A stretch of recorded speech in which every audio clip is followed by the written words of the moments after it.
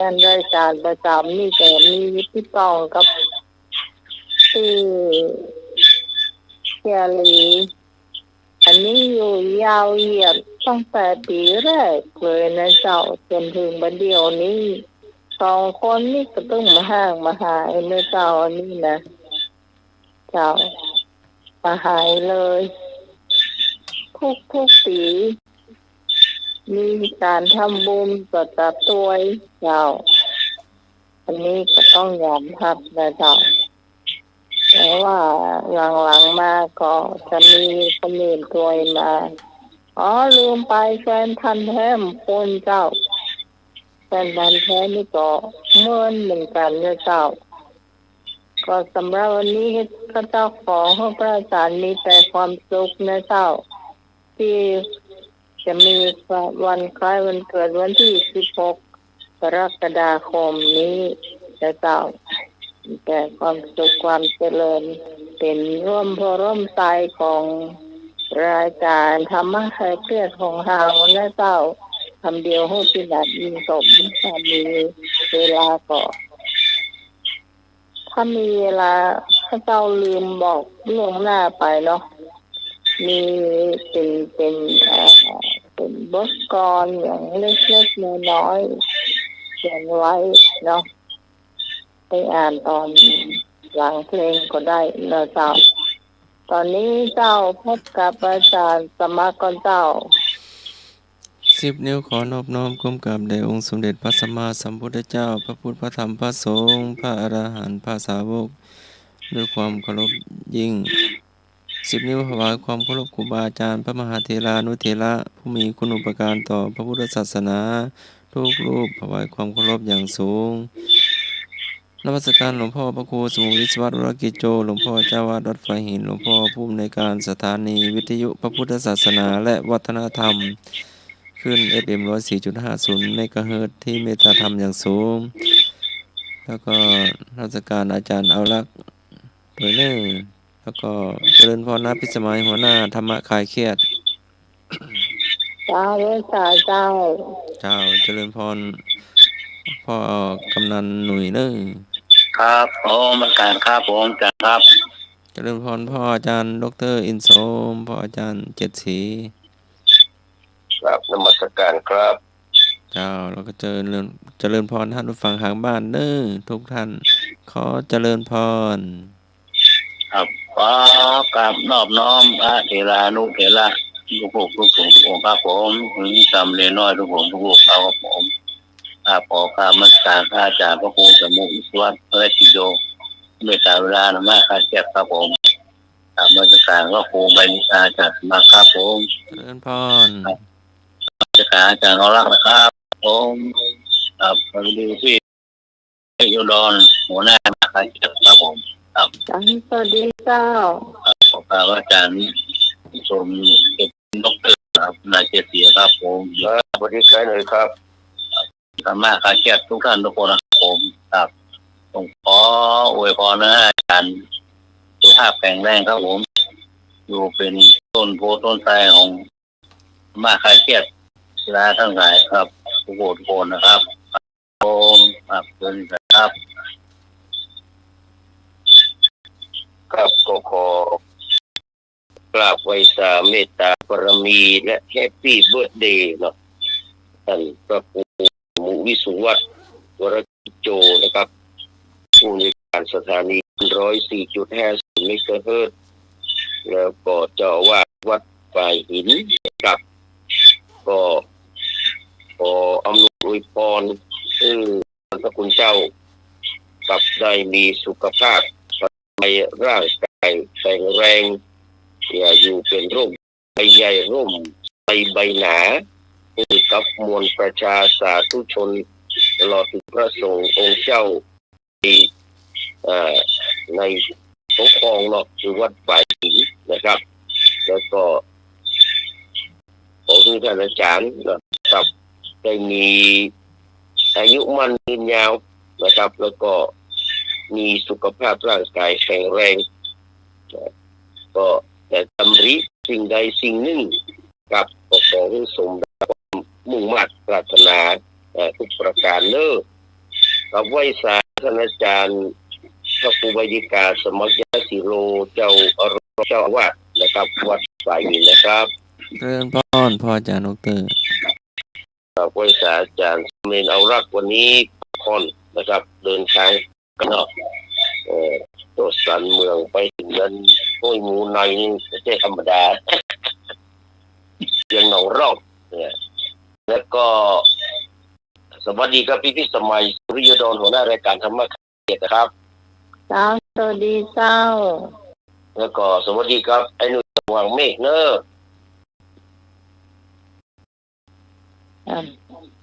ไอ้หมึงหลุดไปแล้วอ่ะกินไปวิธี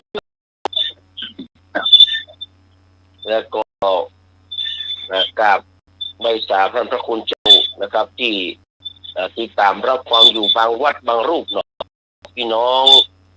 นะครับสาธุชนทุกคนทุกท่านพี่น้องมิตรรักมวลชนแฟนรายการธรรมะคลายเครียดทั้งที่ได้โทรมาขอเพลงหรือว่ามาทายปัญหาดีและก็ทั้งที่ติดตามรับฟังใครที่อยู่ทางบ้านทุกคนทุกคนเลยนะครับก็ขอให้พี่สมัยได้ดำเนินรายการต่อไปเลยนะครับเจ้าวันนี้เราจะมาฟังเพลงของพนมนพพรนะเจ้าก็มีที่พี่นานเลือกไว้ก็นักอยู่เหมือนกันเนอะเพราะมันจะตรงกันก่อนเนาะตรงก็ร่วมฟังด้วยกันฟังเนี่ยครับก็ตรงก็ด้วยกันฟังต่อไปด้วยกันเนี่ยเพราะว่าวันพรุ่งนี้เนี่ยเป็นวันครบรอบ3 ปีของการจากไปของคุณพนมนพพรเนอะเป็นตาย13 กรกฎาคม 2566เนี่ยจ้าต่อคุณผู้ฟังก็ลองขอมานะเจ้าแต่ตอนนี้เรามีเพลงอยู่ในมือแล้วก็หญิงไม่เอาอะลุงหนิงตุ๊กติ๊กก็ส่วนมากเพลงของพนมนพพรนี่จะเป็นมวยเนาะแต่เพลงช้าก็มีนะเพลงช้านี่จ้างชื่อเสียงก็คือสาวไม่กลองจ้า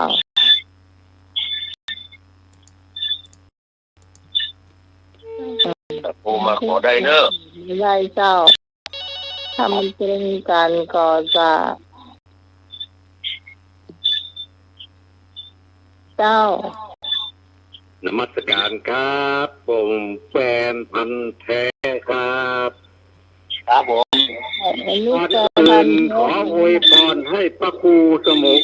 วรกิจโตกับเจ้าอารามธิบดีสมปานวัดป่าหินครับให้มีสุขภาพที่แข็งแรงเลยครับแข็งแรงครับ100 สาวครับ100 สาวมีอายุวันนะสุขะละพัฒนาสมบัติกับครับครบกระบวนความครับนมัสการครับแล้ววันนี้ขอเพลงพนมนพพรครับอย่าเพลงอย่างหมอลำฮักเมืองหมอลำรักษาคนแก่ไงรักษาคนแก่เนาะรักษาคนแก่เนี่ยนะรักษาหมอลำนะอย่างนั้นรักษาคนแก่นะรักษาคนแก่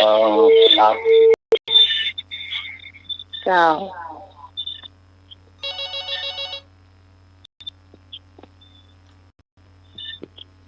ครับผมถ้านับถือพระอาจารย์วิศวะเอามาแบ่งปันเลยเนอะเตรียมไว้เถอะครับในวันคล้ายวันเกิดของอาจารย์มีสุขภาพที่แข็งแรงนะครับปลอดโรคปลอดภัยครับเจริญนะครับสาธุครับ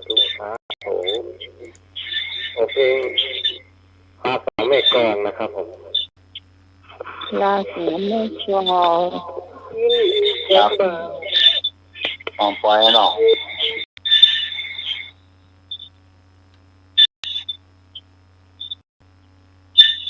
ครับผมต่อไป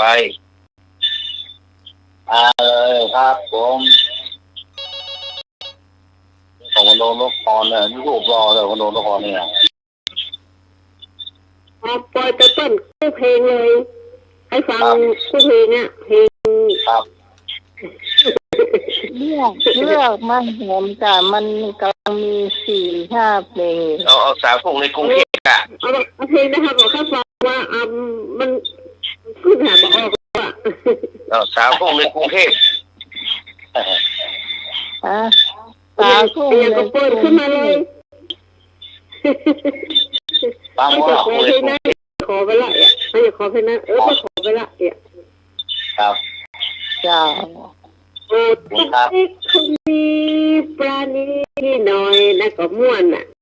มันม่วนก็เพลงอันเนี่ยอันนั้นรอเบงปอชนพิชานะเปิ้นก็เป็นลูกเลี้ยงก็รอ อ๋อ เอาเพลงเลย ครับ นี่ที่รอแล้วเปิดเหรอพี่ตองเจ้า พี่กรณ์มีไหนยังมาเนี่ย พี่พรลีมาแม่ลีมา ไอ้พร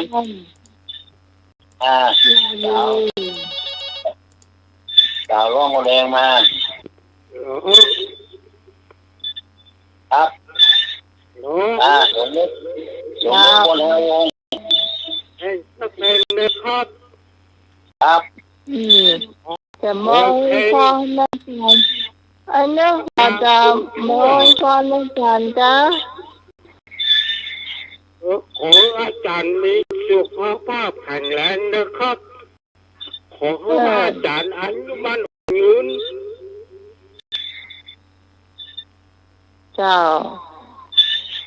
เป็นสักเพลงครับเพลงอย่างไร ถ้าคุณพูดของเริ่มปราทานหน่อยเลือดคนชั่วเลือดคนชั่ว ปราทานหน่อย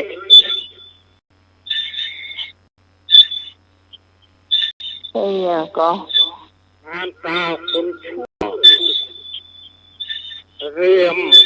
ปราทานหน่อย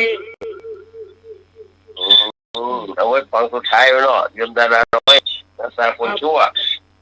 ครับงานตาคนชั่วคนครับครับต้อง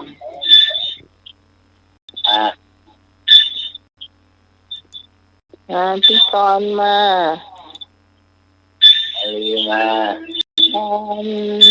จากสายหลวงมาให้เป็นทรงมาเงินส่งไอ้ไม่ได้ยินเมื่อคืนเลยมา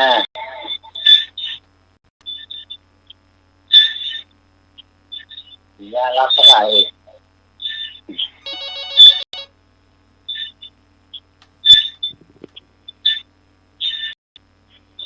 พี่กันครับครูบริการสมัยยะค่ะพ่อแม่ก่อน สวัสดีน้องใหม่จ้าใหม่จ้าคือที่งานเจ็ดสีสวัสดีครับเหลือเพลงอะไรบ้างนะพี่จำไม่ได้ละมันมีอะไรแดงนั่นน่ะมันก็กระสุนสวีนั่นก็ได้ค่ะจริงจะขอเพลงฮักสาวขอนแก่นนั่นอันแฟนพันธุ์แท้มันขอคนขอแล้วเนี่ยเอาเพลงอย่างเอาพวกซิสวิงกับพี่พอทุกคนอ่ะค่ะเอาเพลงเซิร์ฟสวิงนะเซิร์ฟสวิงก็ได้ขอบคุณค่ะครับครับจะเศร้ารับเลยจ้าเพลงเมาหัวบิ้งบิ้งกะเพลงหนังนะเซิร์ฟสวิงเอาว่าใหม่แล้วก็เซิร์ฟก็เป็นของภาษาอีสานนี่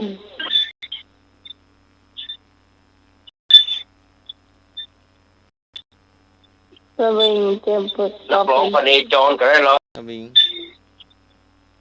นักร้องก็ในจอนก็มี นักร้องจอนเนาะฟัง เจ้ากราบไหว้สาธุอาจารย์ท่านพระครูสมุอิสวัตวรกิจโจผู้อำนวยการสถานีคลื่น104.50 เมกะเฮิรตซ์ข้าว่าป้าใส่หินเจ้าวันนี้ก็ขอพระอาจารย์มีแต่ความสุขความเจริญสุขภาพแข็งแรงความเจริญทั้งทางโลกและทางธรรมเป็นร่มโพร่มไทรกับธรรมะรายการธรรมะคลายเครียดเจ้าครูบดิตาสมัครนักสิโรเจ้า เจริญพ รอง ร เจ้า แม่ วัด พ วั ร ดไสหินเจ้า เจริญพรแม่พร เจ้าสวัสดีน้องใหม่เจ้า สวัสดีเจ้า สวัสดีน้องใหม่เจ้า ครับผมข้ากรครับ เจ้าสวัสดีพี่นางอินสมเตตินด็อกเตอร์เจ้า สวัสดีครับพี่พรครับ ค่ะวันนี้พี่พรขอเพลงคนแก่โลกหัวใส่น้องกันเจ้าเจ้าสวัสดีธรรมะขายเครียดทุกท่านนะเจ้าเจ้า ขนาดคนขอยังมาหูแล้วเขาจะหูได้เลย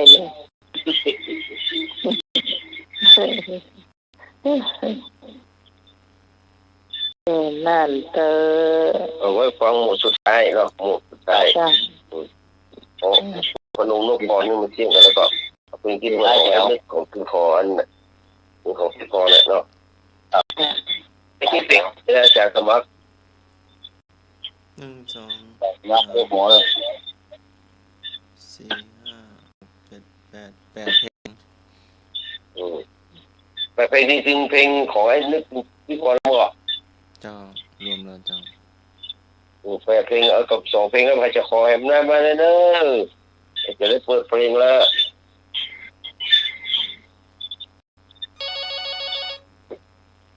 มาพี่สารี เอาเพลงนั้นก็ได้ขุนขอนต่างแสน ครับ เจ้า จ้า ขอนต่างแสน พนมพรเหมือนกันแล้วเนาะ แม่เลยคนอาจารย์เพลงเรื่องโดนสวงสันติ ต้องพี่สารีมาคนเนาะ ดีมากแล้วมากับใส่อันเขียนจดหมายส่งมาอย่างนั้นอาจารย์สมัครเพลงเขียนจดหมายส่งมาครับโอ้ไผ่กำลังออกหน่อเลยนะมันเฟิงดีแล้วดอกจะล่ออะไรกัน เรา ดอก จะ จะดีเลยกัน เขาก็มาหัวเราจะหลอกมาเกยอ่ะ ดอกนี้เนี่ย นพพร จะล่อ พนมนพพรเนาะ เลยจะเปิดได้เลย มาเปิดได้เลย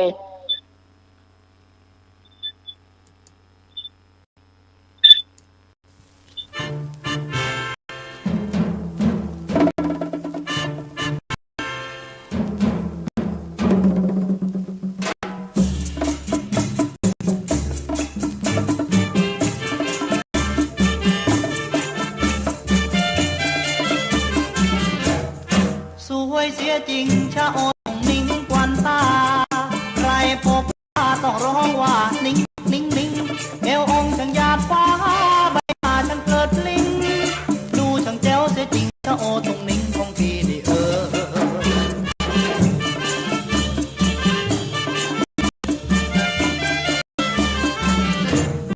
นิ่งนิ่งนิ่งรักพี่จริงนะจ๊ะไม่เคยลา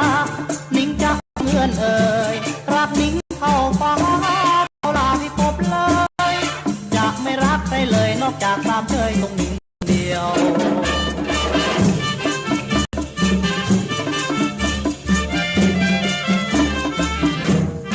นิ่งนิ่งไหนรักใครหรือยังน้องนิ่งพูดจริงรักนิ่งยังเด็ดเดียวดวงใจดวงนี้ชอบนิ่งคนเดียวจะไม่รักเดียวนอกจากคนเดียวตรงนิ่งตรงนิ่ง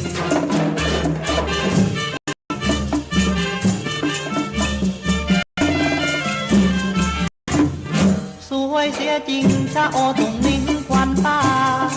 ไม่พบผ้าต้องร้องว่านิ่ง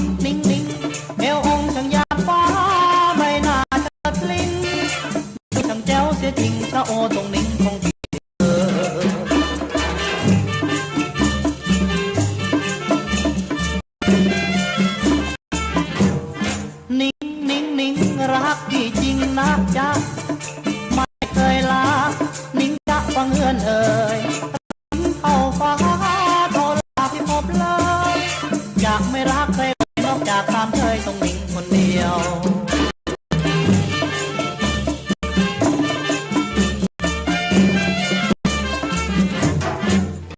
นิ่งไหนรักใครหรืออย่างน้องนิ่งพูดจริงๆรักนิ่งยังเด็ดเดียวดวงใจดวงนี้มอบนิ่งคนเดียวจากไม่ใครเชียวนอกจากคนเดียวตรงนิ่ง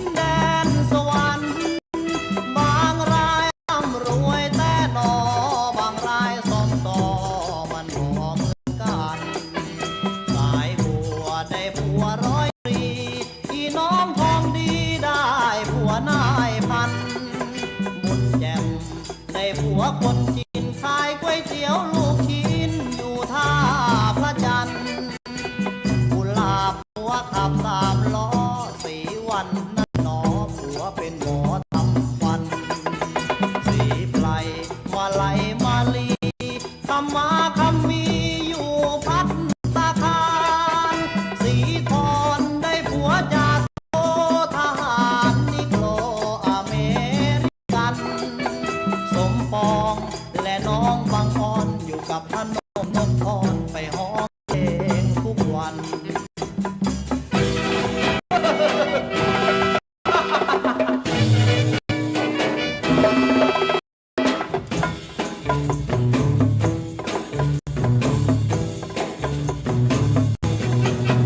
ได้ข่าวที่สาวบ้านนอกไปอยู่บางกอกดินแดนสวรรค์บางรายร่ำรวยแต่หนอบางรายซ่อมซอมันพอเหมือนกันห้องใบไปได้ผัวดีเท่าแก่ห้องสีมีเงินเป็นล้านสมบูรณ์ได้กับอาบังหนวดเคล้ารุงรังอยู่สะพานหัน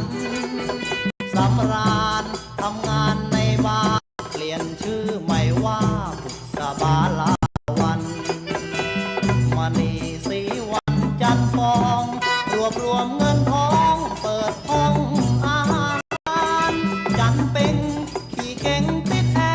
ฝากเงินให้แม่เดือนตั้ง2-3 พันคำลำดวนนวลน้องไปห้องเพลงดิ้งดองอยู่ปากเล่นด้วยกันได้ข่าวที่สาวบ้านนอกไปอยู่บางกอกดินแดนสวรรค์บางรายร่ำรวยแต่หนอบางรายซ่อมซอมันบ่เหมือนกัน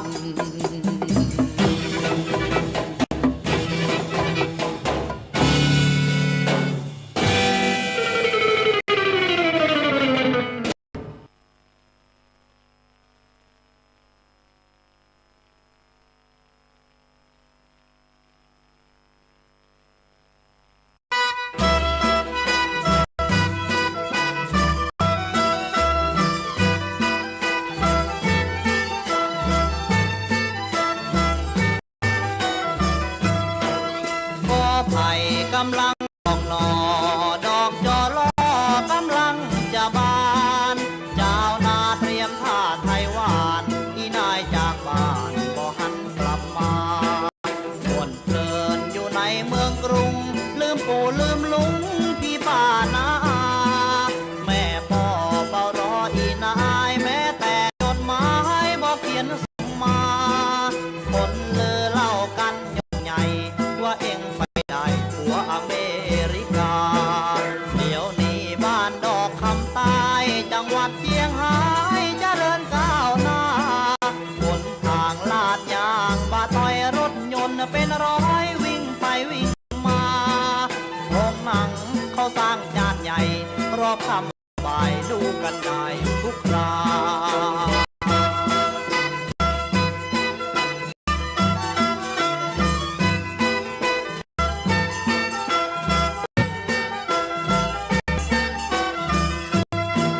กอไผ่กำลังออกหน่อดอกจอลอกำลังจะบานเจ้านาเตรียมผ้าไทยหวานที่นายจากบ้านบ่หันกลับมาพ่อแม่แก่ไปตึงวันบ่มีไผนั้นมาช่วยทำนาน้องสาวเองก็ลอยล่องไปเป็นนักฮ้องบ่คืนกลับมาส่วนนายพี่ชายเองนั้นไปเป็นทหารเลยก็ได้ทำนาได้ยินเสียงเพลงเมื่อได้กลับดอกคำใต้บ้านเฮาดีกว่าบ้านนอก็บ่ต้องเช่าทั้งน้ำและข้าวบ่ได้ซื้อหากลับเถิดบ้านดอกคำใต้ถ้ากลับบ่ได้เขียนหมายส่งมาขอไผ่กำลังออกหนอดอกจอลอกำลังจะบานเจ้านาเตรียมผ้าไทยหวานที่นายจากบ้านก็หันกลับมา ก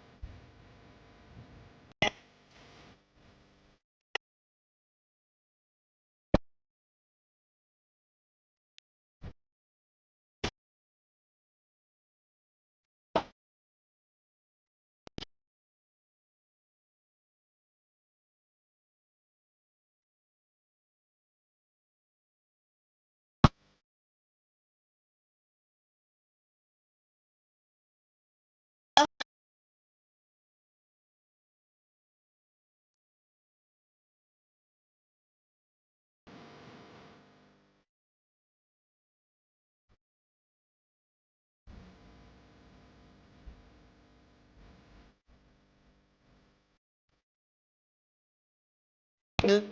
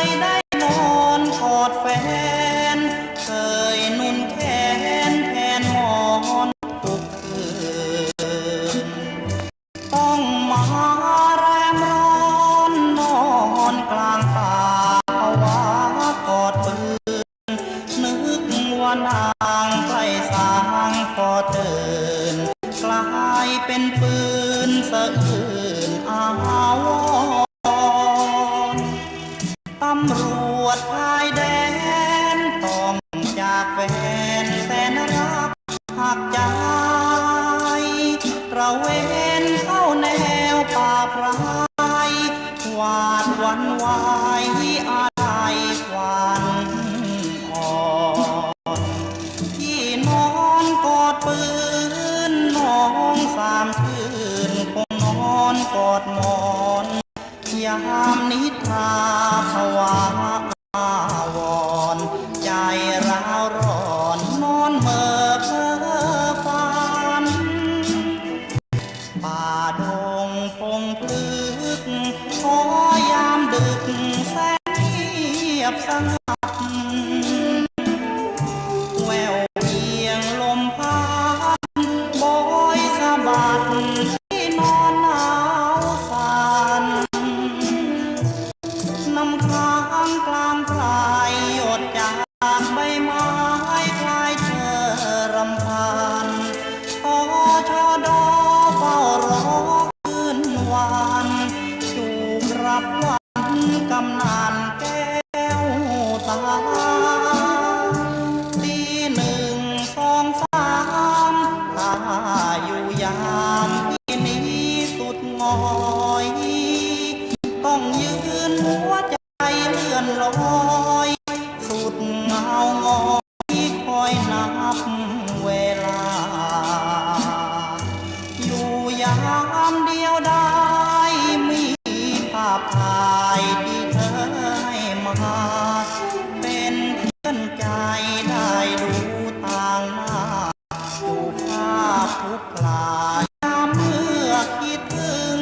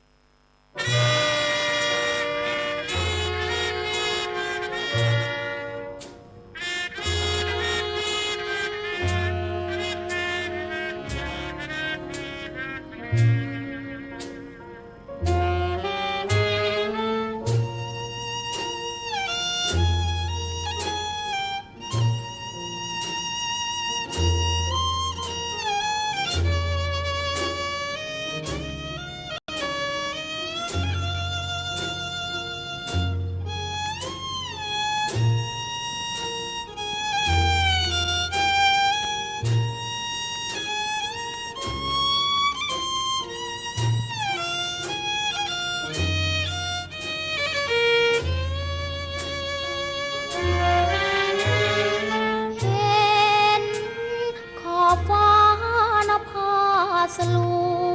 วเหมือนผู้หญิงคนชั่ว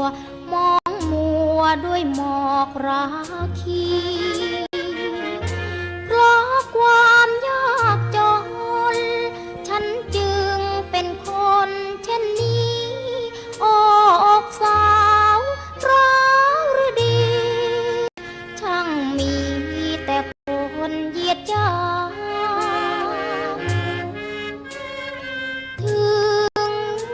ชั่วร้ายไม่เคยแยแสหา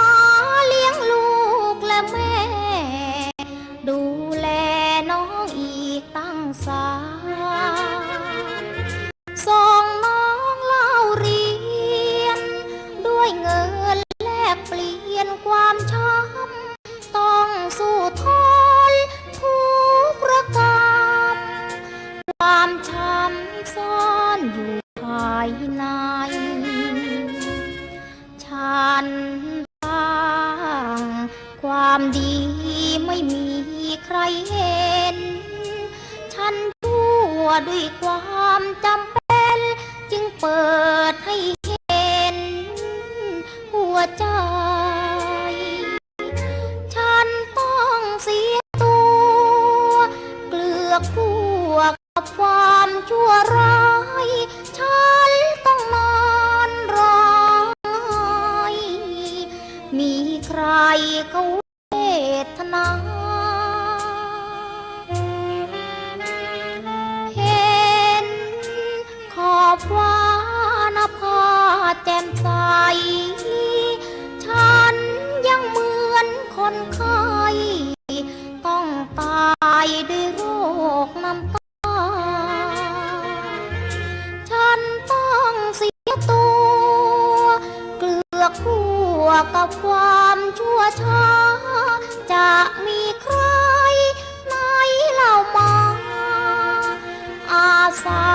รับเลี้ยงเล่า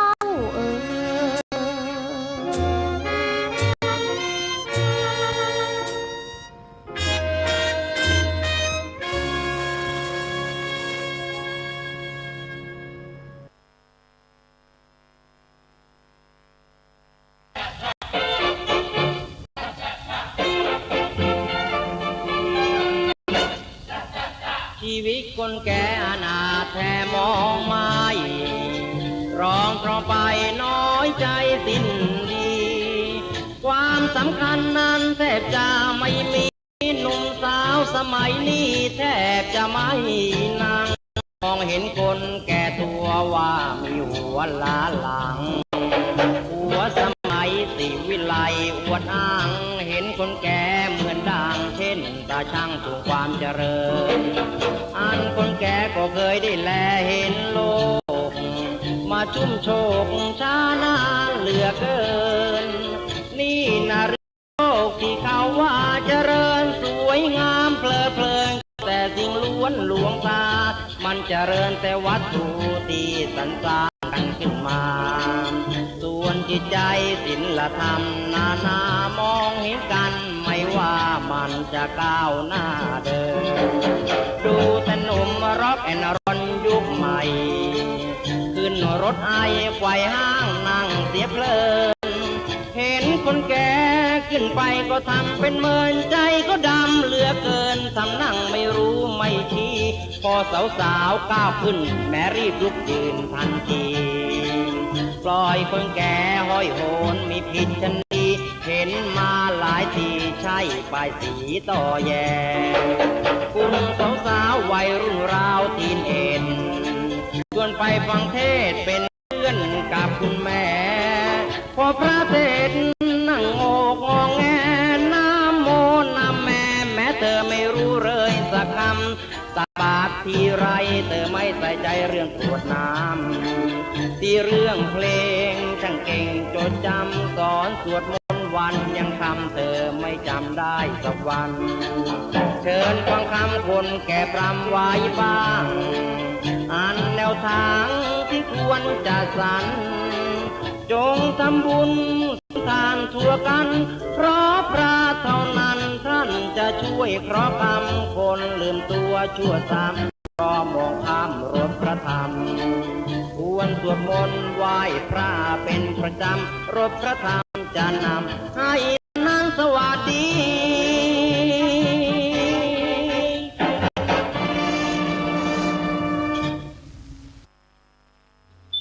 จ้า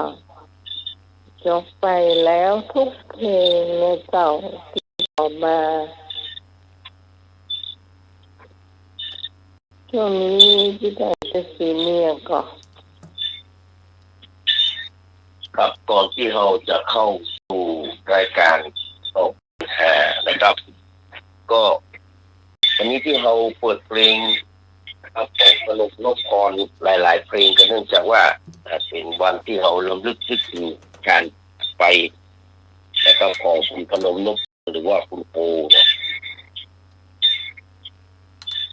ซึ่งเป็นนักร้องที่คุณภาพท่านหนึ่งนะครับเพิ่งเกิดเมื่อวันที่27 พฤษภาคม 2489 ชื่อแต่นี่ชื่อชาตรีชินวุฒิ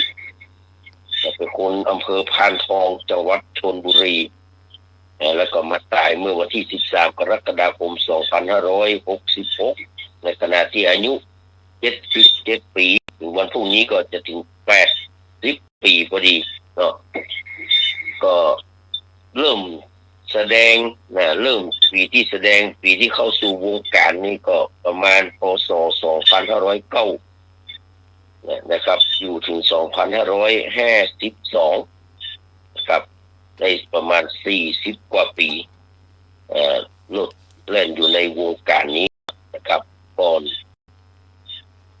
เป็นคนที่ชอบร้องเพลงพ่อแม่นี่แก้ขายนะมีที่ให้ที่แนงคนเจ้าแต่พนมนพรบอกให้ปอบหลังจากจบม.6 แล้วก็ไปสอบประกวดร้องเพลงหลายที่หลายต่างแต่ไม่เคยได้รับรางวัลสักเทื่อไม่เคยได้รับรางวัลสักเทื่อสำหรับพนมนพรนี่นะจนมีครั้งหนึ่งนะครับเทียนชัยสมยาประเสริฐพ้นมาแสดงแถวใกล้ๆบ้านก็เลยเข้าไปสมัครไปเปิ้ลเข้าประกวดไปเปิ้ลตอนแรกไปประกวดร้องเพลงแต่ว่าไม่ใช่ร้องแล้วประกาศผลเลยไม่ใช่นะแต่ก่อนนี้เปิ้ลไม่ใช่ร้องแล้วประกวดผลนะแต่เพชรโพธารามเนี่ยไปประกวดที่บ้านที่เป็นที่ไวโพธิ์พิสุพรรณอยู่ไปประกวดเพลงร้องเพลงแล้วก็ปิ๊กมาอยู่บ้านไวโพธิ์พิสุพรรณได้เป็นหลายเดือนอันนี้ก็เหมือนกันพนมนพรนี่ก็ไปอัดไปประกวดวงดนตรีเทียนชัยสมยาประเสริฐที่ไหนที่มาแสดงแถวบางพระเนาะที่จังหวัดชลบุรีเนี่ยพนมนพรก็ได้ประกวดแต่เป็นการประกวดแบบอัดเทปมันมีการประกาศผลทันทีแต่จะประกาศผลทางสถานีวิทยุมรูนซึ่งก็ปรากฏว่าพนมนพรเป็นครั้งแรกที่ได้เป็นผู้ชนะเลิศนะฮะแต่ช่วงนั้นก็จบม.6 เป็นที่เรียบร้อยแล้วก็เลยเก็บเสื้อผ้ายัดใส่กระเป๋าเข้ากรุงเทพมาอยู่ที่บ้านของเทียนชัยสมยาประเสริฐเพื่อฝึกร้องเพลงและร่วมวงดนตรีซึ่งที่นี่ก็ได้บันทึกเสียงเพลงแรกก็คือลมร้อนซึ่งเป็นการประพันธ์ของคุณอรุณรุ่งรัตน์ขณะที่พนมนพรได้ชื่อว่าพนาไพรลูกเมืองชนซึ่งเพลงนี้ก็ทำให้เขาเป็นที่รู้จักของแฟนเพลงพอสมควรอยู่ได้มาเมินเทียนชัยแตก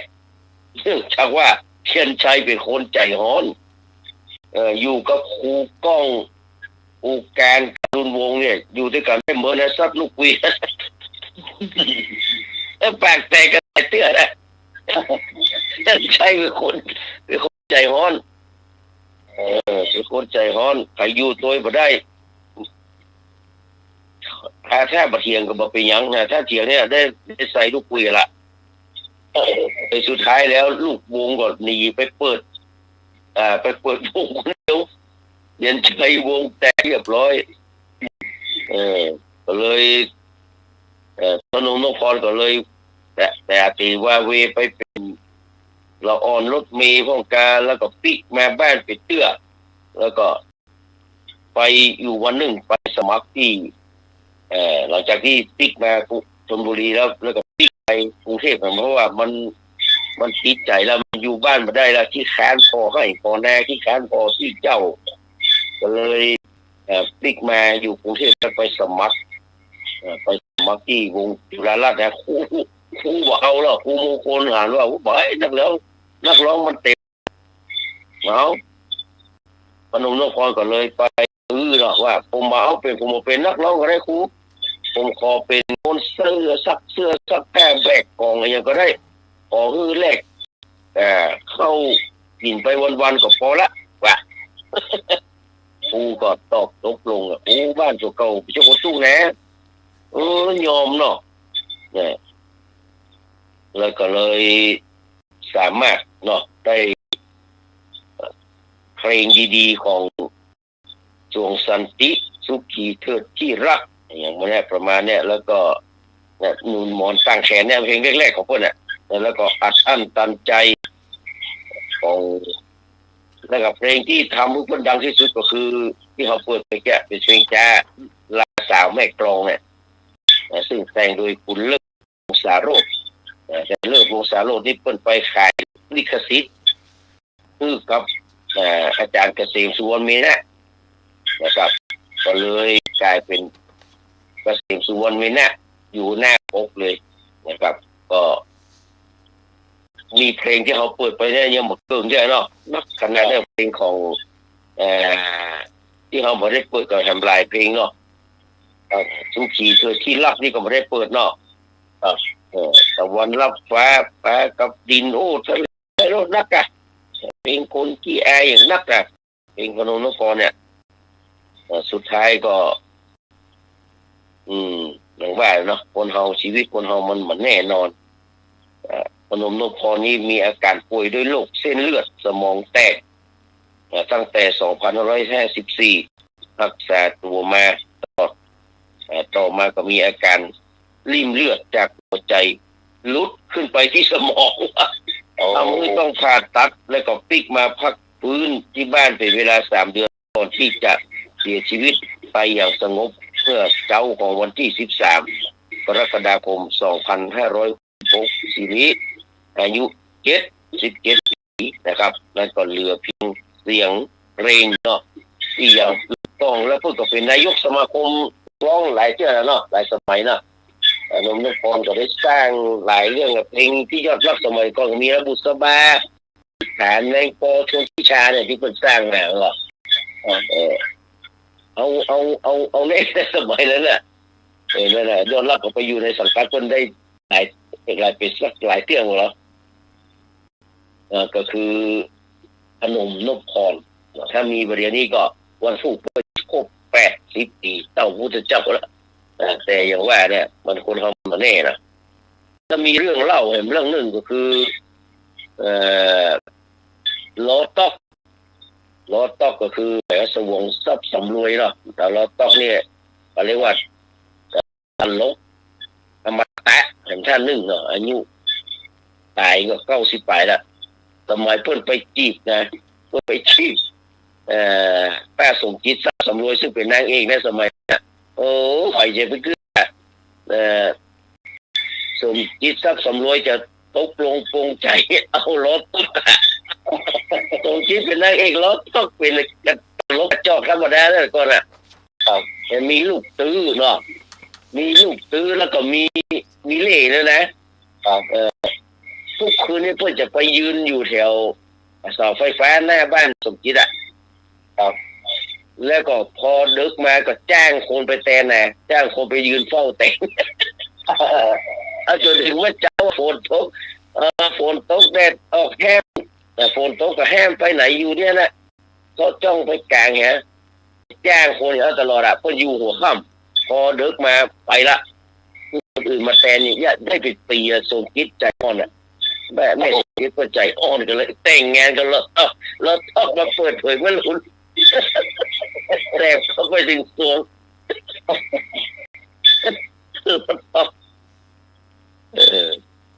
อันนี้ก็คือประวัติคร่าวๆนะครับของพนมนพรหรือว่าอาตรีจินวุฒิที่เล่นไอโอเนาะไอโอนี่แปลว่าดำจริงๆเพิ่งมาได้เราสมัยเลี้ยงคือแหนมก็เลี้ยงแปลว่าแหนมดำใช่ไหมครับโอแปลว่าดำภาษาจีนก็ได้โอนี่แปลว่าดำเลี้ยงแปลว่าแหนมนี่เนาะครับต่อไปเราจะได้ตามปัญหาเนอะเข้ามาที่ปัญหาเช่ากันเนอะจังหวัดอะไรที่มีแนวโน้มว่าบุหรี่จะลดลงจังหวัดอะไรที่มีแนวโน้มว่าบุหรี่จะลดลงขอไก่นนทบุรีขอไข่ราชบุรีขอควายลพบุรีงอสุพรรณบุรีจังหวัดอันอย่างที่มีแนวโน้มว่าบุหรี่จะลดลง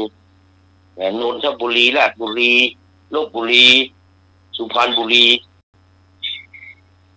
ครับคืออะไรครับหาเช่าเนาะหาเช่าครับเพื่อนผมบางภูเขา ลบบุรี นมัสการครับ ครับ คำตอบสุดท้ายคือจังหวัดลิงครับนอลบบุรีครับลิงครับ ครับโอ้ครับลพบุรี 053-226ลบบุรีเหมือนกันเจ้าลบบุรีนะเจ้า ครับ เจ้า ตัดสินใจโดยก็นอก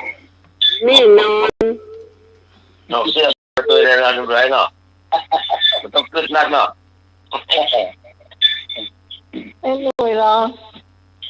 ลพบุรีป่ะ เอ๊ะ ครับ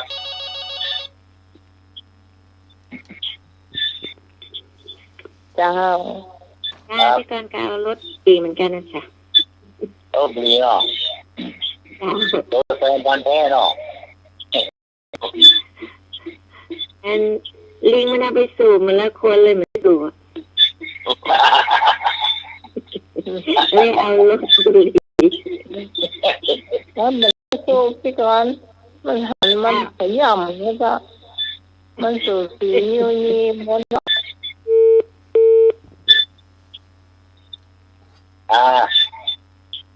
ปากจางมาต่อไห้มา โอ้นี่อัน สำนึกโบราโวมา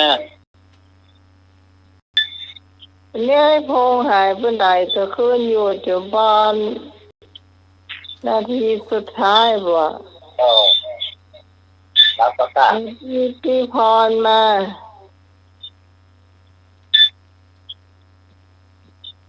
พี่พรจังลักลับนะ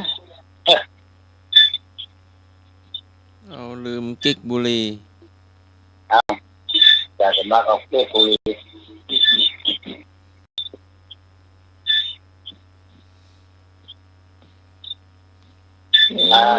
จะตอบแทนตอบมาเลยนายอยู่ เอา จ้า ราชบุรีนะราชบุรี ลาดบุ ราช รี บุรีเนาะ ผม ครับราชบุรีน่ะต้องกระติดรถหายแจ็คหมด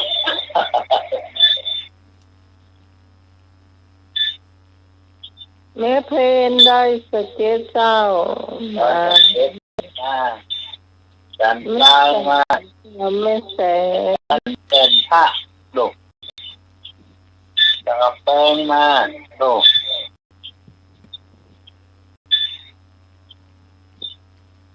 ไม่โจ้ ลายมาวัวลาย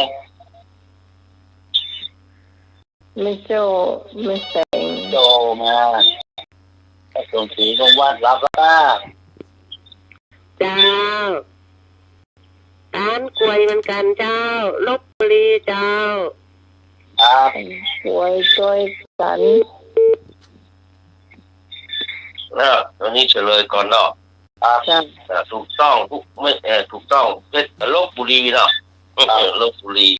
มีจริงแบบจริงไม่จริงตีเนี่ยไม่จริงลบปั่นลบบุรีลดลงไปละนะครับ แต่ว่าจังหวัดอะไรที่เปลืองของกล้วยมากที่สุด จังหวัดอะไรที่เปลืองตองกล้วยมากที่สุดเปลืองใบตองนะกอไก่สระบุรีขอสิงห์บุรีคอควายจันทบุรีงองูสุพรรณบุรีจังหวัดอะไรที่เปลืองตองกล้วยต้องปลูกตองกล้วยนักที่สุดอะสระบุรีสิงห์บุรีจันทบุรีสุพรรณบุรีเลยครับ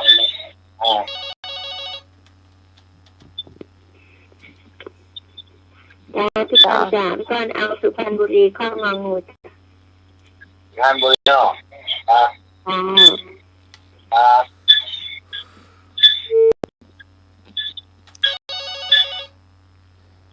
สุพรรณบุรี นมัสการครับ ผมก็เอา จังหวัดสุพรรณบุรีครับเนาะมันพันต่องกล้วยอ่ะเนาะครับนมัสการครับ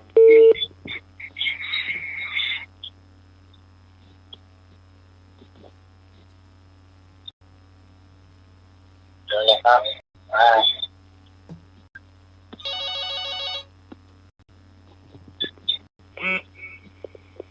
สุพรรณบุรีนะ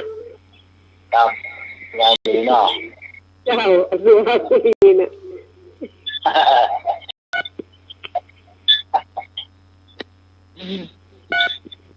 ในสมองโล่งแล้วเราสบายแล้วเนาะโดนนอนทับบุรีไป นอนทับบุรีไปเดียวสมองโล่งหมดแล้วล่ะ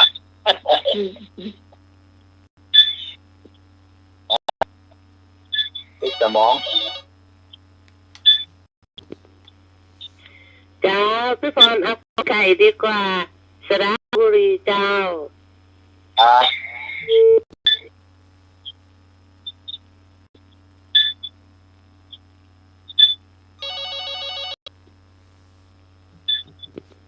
เอาต่อใครครับ โอ้ยว่า ก็มีความหมายแล้วสิบุรีก็แต่ว่ามันบุรีมันจะเป็นอย่างไรกับสิบุรีบุรีตกยกสองจอหรือว่าบุรีสองจอหรือว่าบุรีสิกระแลกโง่แล้วเฉลยเนาะ จ้า ก็เหมือนที่ทุกคนที่ว่าทุกคนตอบถูกอยู่แล้วล่ะคือที่เป็นพันแท้ว่านะมันต้องไปเอาไปฟันบุรี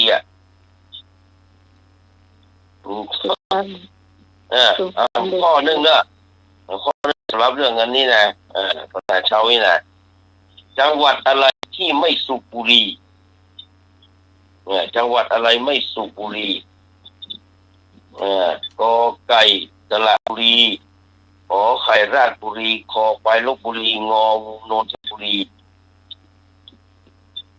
จังหวัดอะไรที่ไม่สูบบุหรี่เกี่ยวกอไก่สระบุรี ก็ไก่มันสละแล้วก็มันจูบเขานี่เอาก็ไก่นะ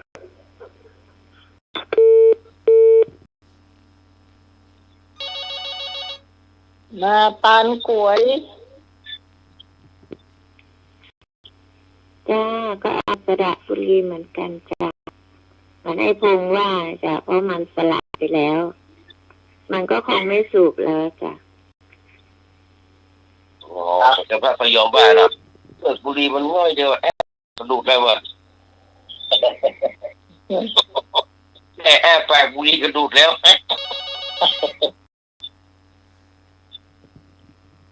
ยิ่งที่ใช่ไหมกันเนาะเขาพวกมันนักอย่างไฟมันเนาะมันไม่ไฟไม่ใช่อ่ะที่มัน เอาเข้าไปเนอะสระบุรีเนอะ ครับ เพิ่งสระเขาก็สระจ้ะ ครับเสื่อนตายหรอ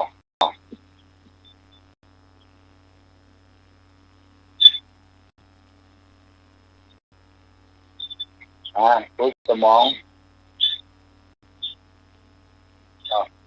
โอ้คนเดียวหมอว่าดีแท้ครับก็คนนี้เหมือนแยกก็จบไปละข้อแหมข้อครับจังหวัดอย่างที่ยุทธบุรีบัดนี้จังหวัดอะไรที่จุดบุรีไม่ติดกอไก่ลพบุรีขอไข่ชลบุรีขอควายราชบุรีงองูสุพรรณบุรีจังหวัดอย่างที่มันจิตยุทธบุรีบัดจิตบุรีชลบุรีราชบุรีสุพรรณบุรีมาแท้ๆบุรีเบอร์ไม่ได้โชว์ไปจังหวัดอย่างที่มันยุทธบุรีบัดจิตบุรีชลบัดจิตก็ความจริงเนี่ยเนาะที่ไปงานผมเนี่ยอยู่ที่พี่พรเอาก็ไก่ลพบุรีเจ้านี่เนาะต่อหัวเราเนี่ย เดี๋ยวนี้5 ข้อแล้วนะ แต้มข้ออยู่นะแต่ใช้เวลาเนอะแต้มข้ออยู่นะ เอา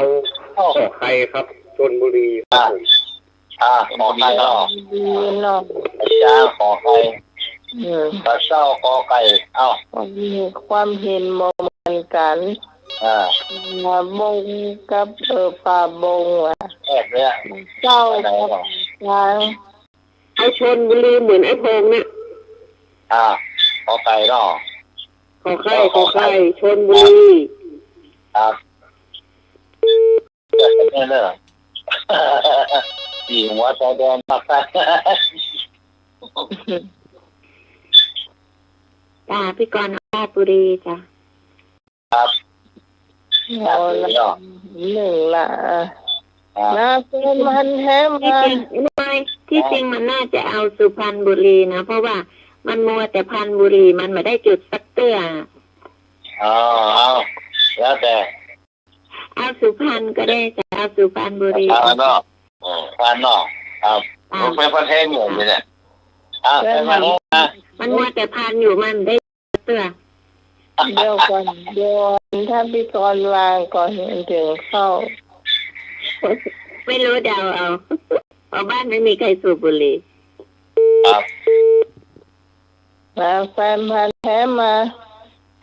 แค่มา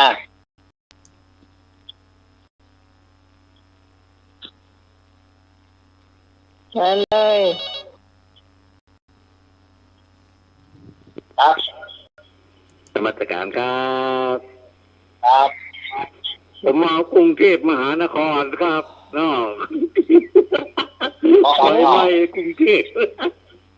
ขอไข่เนาะผมหนี อันนี้อีทเลยนะนี่นะ ผมไม่ดีอ่ะ ใช่อ่ะ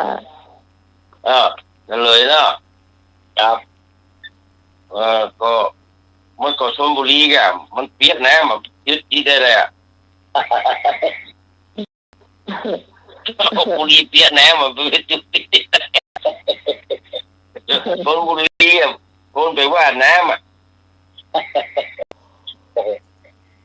บุรีเปียกน้ำจุดไปได้อ่ะตีได้เนาะข้อสุดท้ายวันนี้นะ จังหวัดอย่างที่บุรีแปลงที่สุดจังหวัดอย่างที่บุรีแปลงที่สุดกอไก่สุพรรณบุรีกอไก่สิงห์บุรีงอคอควายเพชรบุรีงองูจันทบุรีจังหวัดอย่างที่บุรีแปลงที่สุดสุพรรณสิงห์เพชรจันทบุรีจังหวัดอย่างที่แปลงที่สุดเพชรบุรีหมายเพชรบุรีบุรีเป็นเพชรลูก บุรีจันทบุรีครับผม จันทบุรีเนาะครับ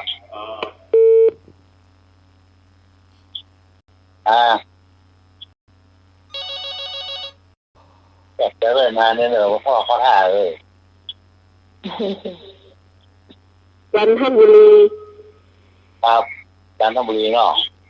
เจ้า ครับ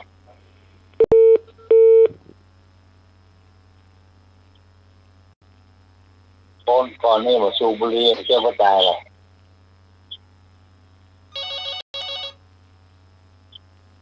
ครับ พี่กรณ์เอาเพชรบุรีเจ้า ครับเพชรบุรีเนาะ มาแถมครับ พี่กรณ์ก็เอาเพชรบุรีเหมือนกันจ้ะ ครับเพชรบุรีเนาะ อ้าว มาแฟนพันธุ์แท้มาแฟนพันธุ์แท้มา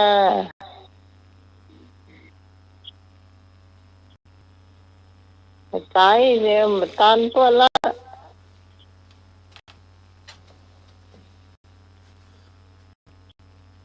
เอามาข้อไหน แต่ถึงว่าเพชรบุรีก่อนเปิดอ่ะ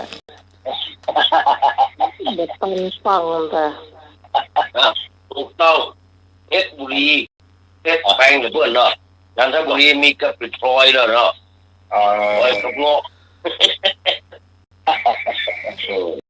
สุพรรณบุรีก็เป็นทองกับแปลงเลยทุกประเภทเนาะทองถูกประเภทถึงแม้มันจะเป็นนี่แต่มันก็ติดเพชรอยู่ดีเนาะดูเสร็จได้ละมันมีการไปแห่งจังหวัดนะคือบอกอ่ะการจะได้บุรีเดี๋ยวก็ไปเสาแรกไปสามมาแล้วกันเรื่องการ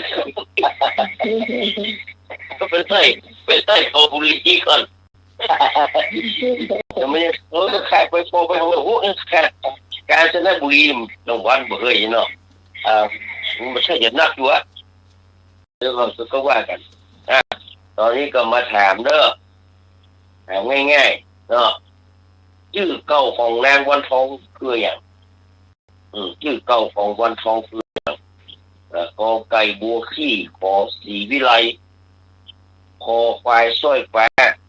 งองูสีมาลาจอจานผิดหมดชื่อเก่าของวันทองคืออย่างบัวขี้สีวิไลสร้อยฟ้าสีมาลาจอจานผิดหมดมาชื่อเก่าของวันทองมันยากที่คนอย่างอยู่วันทองจะบอกชื่อใครง่ายๆเลยโอ้ชื่อเก่าของวันทองเนี่ยคืออย่างบัวขี้สีวิไลสร้อยฟ้าสีมาลาจอจานผิดหมดที่เขาดูคำตอบสุดท้ายคือสีมาลาครับครับนมัสการครับผู้กล้าหาญมาแล้วสีมาลาเจ้าสีมาลาตานเตียนพรรษาชื่อเก่าวันทองคือสร้อยฟ้าครับสร้อยฟ้าปากกาสร้อยฟ้าไม่เลี้ยงก้าวถึงไหนหรอไอ้เจ้าไวครับสีมาลาเป็นพันแท้ก็ไอ้ทงตอบกันไปพระเจ้าจะเอาบัวคลี่เนาะที่จังคลี่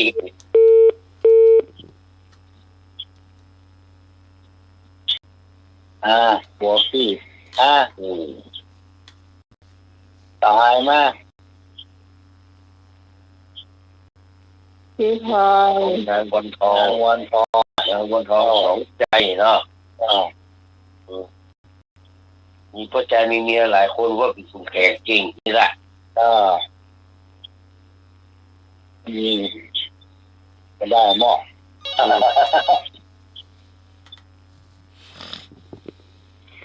เจ้าพี่ฮอนเอาผิดหมดข้อจอจานที่เก่าเป็นพิมพ์ที่ลาลัยเจ้านั่นแหละหมายว่าข้อจอจานนั่นแหละถูกต้องคือเก่าของวันทองคือพิมพ์ที่ลาลัยเนาะพิมพ์ที่ลาลัยถามที่ทำสมัยสดร้อนฉันซักที่นอนแล้วที่นอนที่มีเมอริมอนที่มีฝาแล้วนะฉันซักที่นอนแล้วเนี่ยคำว่าแล้วในบริบทนี้ตามบรรทัดฐานของภาษาไทยเป็นคำชนิดใดนี่ภาษาไทยเนอะฉันซักที่นอนแล้วหลังจากไทยไลฟ์สดแล้วนะเนาะคำว่าแล้วในบริบทนี้หรือในที่นี้เนี่ยตามมาตรฐานภาษาไทยเป็นคำชนิดใดเนอะนี่จะนับหน่อยเนาะกอไก่บุพบทขอไข่คำนามขอควายวิเศษสามัญงงกิริยานุเคราะห์บุพบทคำนามวิเศษสามัญ กิริยานุเคราะห์คำว่าแล้วเนี่ยฉันซักที่นอนแล้วจากเมียหลวงไร้สดแล้วแต่เป็นนางเนาะมันได้เป็นศิลปินสักกรรมเลยอีน้องเนี่ยค่ายได้โดนด่าเนาะมันได้เป็นศิลปินยุ่งเบอร์ตาน มัสการครับ ครับ ผมเอาบุพบทอะไรอย่างเงี้ยบุพบทเนาะบุพบทครับ บท น เนาะ มัสการครับ บทครับบท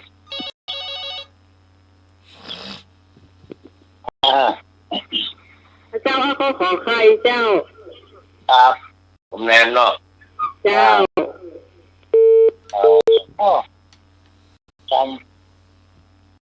จำวันแล้วเนี่ย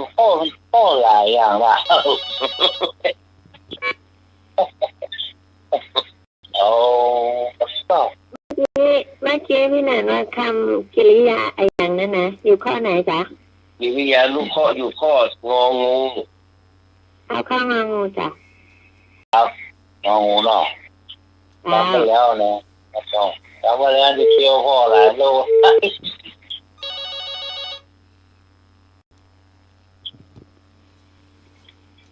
เจ้าเจ้าพี่คอนรับกอไก่พระบทเจ้า ครับทุกคนเนาะ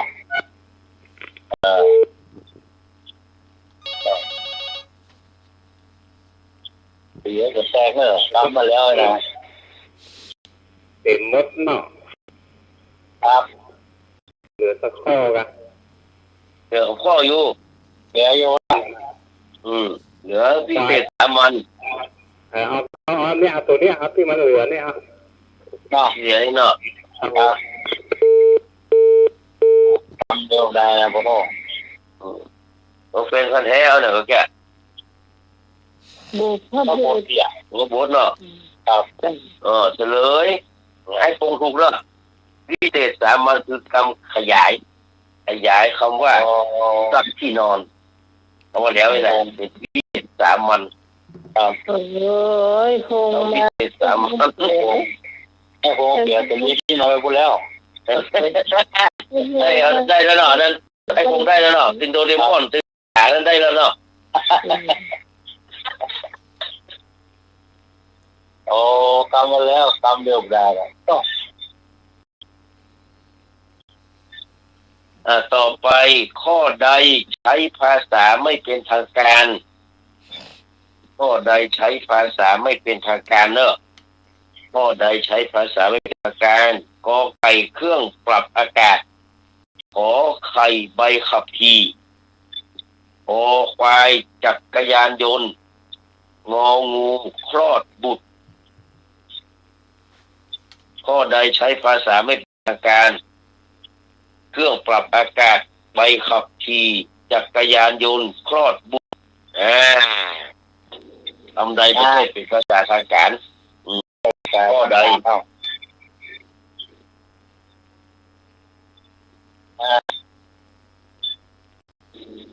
เครื่องปรับอากาศใบขับขี่จักรยานยนต์คลอดบุตร มาตรการครับ ครับ ผู้ได้คือยิงมันคลอดบูธเลยกันเนาะคลอดบูธเลยกันโรงพยาบาล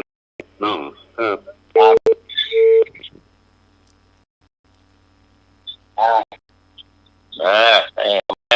เอาก็ละ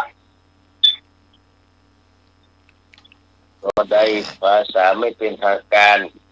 ในภาษาเมืองการคอดบุตรเนี่ย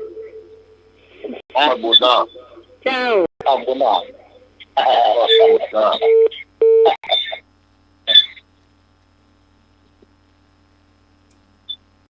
สองละ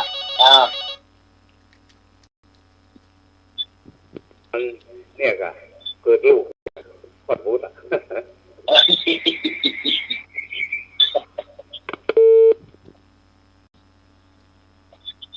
โตแล้วเนาะพร้อมปล่อย ต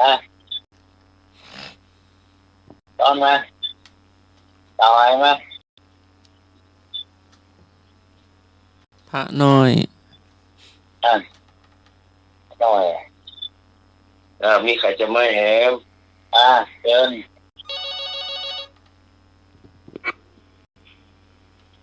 เหลืออะไรบ้างคะ เหลือเครื่องปรับอากาศใบขับขี่จักรยานยนต์มีแต่คนตอบข้อบุตร ขอไก่เลยพี่ก่อน เอาเครื่องปรับอากาศอ่ะ นั่น อากาศเนาะ มีไก่ อากาศ คลอดบุตรก็มันก็เป็นปกติเขาคงเกิดใช้นะไง ครับจะเลยเนาะจะเลยภาษาที่แบบเป็นทางการนะบางคนหนึ่งเครื่องปรับอากาศปกติของแอร์เมื่อเขาแย่ของแอร์เปิดแอร์เลยอันนี้คำว่าแอร์นี่คือเป็นภาษาแบบเป็นทางการคือเหมือนกับคำพูดเป็นภาษาแต่ถ้าภาษาเนาะมันต้องเรียกว่าเครื่องปรับอากาศคำว่าแอร์คอควายจักรยานยนต์ไม่เยอะไงพวกนี้เรียกว่ารถเครื่องว่ามอเตอร์ไซค์เมื่อแต่จักรยานยนต์นี่เป็นทางการละคลอดบุตรก็เป็นทางการละปกติไม่ใช่ว่าเกิดลูกยังไงลูกเกิดลูกเนี่ย เพราะฉะนั้นที่ถูกต้องคือมันนั้นถูกหมดแล้วนะนี่ถูกหมดเลยใบขับขี่ทางการเพราะว่าใบขับขี่คำเป็นทางการก็คือใบอนุญาตขับรถเพราะฉะนั้นภาษาที่เป็นทางการคือใบขับขี่ไปเอาขี่เนี่ยเป็นภาษาเป็นทางการนะว่ามีคนเอานะมันมีคนแอบไปแดงมือกันหมดลึงไอ้ขับขี่ตอนมาเขียนอะไรคำเขียนมันก็คือใบอนุญาตขับรถครับอนุญาตขับรถพิษมดหมูเฮายาท่าน้ำแดงคนละขวดหนึ่งสักข้อเนาะครับไปเลยแหมสักข้อเนาะหนูว่ามันขึ้นต้นว่าอนุกับอนันต์เนี่ยมันเป็นอนุนี่มันน้อยอนันต์มากเลยถ้าผมถามขึ้นมาเนี่ยจะตอบข้อไหนถ้าผมขึ้นว่าอนุคู่อนันต์เนี่ยคู่อย่างไรคู่หมายถึงว่าเล็กกับใหญ่จากนี้ไปถ้าผมเขียนมาจะตอบข้อใดกอไก่สันติอดทนขอไข่สันติสงบขอควายจุนกับมหึมางองูพวกศัตรูตั้งบนมาตั้งไว้อนุคู่กับอนันต์เมื่อเราจะต้องไปหาอนุกับอนันต์ขอไก่ขันติอดทนขอไข่สันติสงบขอควายจุนมหึมางองูพวกศัตรูครับจุนจะตอบข้อใดจุนมหึมาข้อไหนควรตอบนมัสการครับ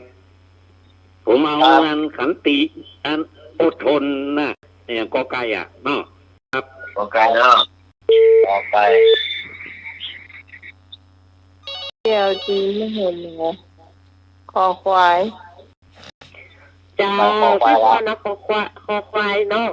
จุนกันมาถึงมานะเจ้าครับคอควายหรอ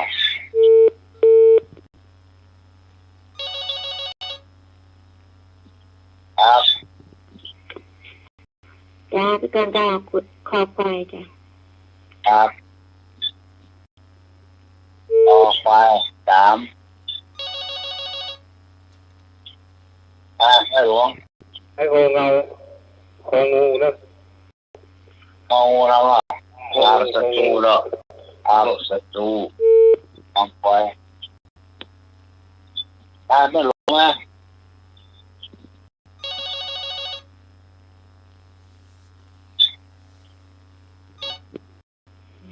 ไม่ลงเอาคอควายนะนู่น ต่อไปหรอก ท่านคุยจะช่วยกันนะ ใช่สาวเอาข้อคอควายกันหมดเลย จ้า ก็เฉลยครับก็ไก่เนี่ยขันตีกับปูโทนกับอันเดียวเนี่ยมันได้ตรงข้ามหมดเลยลันตีกับปลาหมูก็ไม่ตรงข้ามพวกกับศัตรูอันใดก็มันจะว่ามันจะใหญ่จะน้อยเลยกันมาแบบมันก็เป็นคำอันเดียวกันแหละเป็นพวกกับศัตรูก็มาเป็นพวกกับเป็นศัตรูมันไม่ตรงข้ามกันแหละแต่อนุแปลว่าน้อยมันก็อนันต์แปลว่านักเพราะนั้นจูนแปลว่าน้อยคือแม่แปลว่าใหญ่น้อยก็ใหญ่เพราะนั้นข้อคอไฟถูกต้องโอ้ข้อคอไฟถูกต้องแล้วจำไว้แถมข้อดีเนาะแถมข้อเนาะแถมข้อว่าข้อใดไม่มีคำที่ยืมมาจากภาษาอังกฤษข้อใดไม่มีคำยืมภาษาอังกฤษพอดีเนาะข้อใดไม่ได้มีคำยืมจากภาษาอังกฤษเลยกอไก่ดิฉันชอบคนผิวสีแทนมากกอไก่ดิฉันชอบคนผิวสีแทนมากขอไข่กระผมชอบกลิ่นข้าวคั่วในซุปมะเขือกระผมชอบกลิ่นข้าวคั่วในซุปมะเขือขอไฟดิฉันลืมถอดปลั๊กไฟหม้อชาบูดิฉันลืมถอดปลั๊กไฟหม้อชาบูแล้วก็งองูดิฉันอยากเป็นบิวตี้บล็อกเกอร์ดิฉันอยากเป็นบิวตี้บล็อกเกอร์ข้อใดที่บ่มีภาษาอังกฤษเลยว่าอีกเด้อไม่ได้ยืมภาษาอังกฤษมาใช้เลย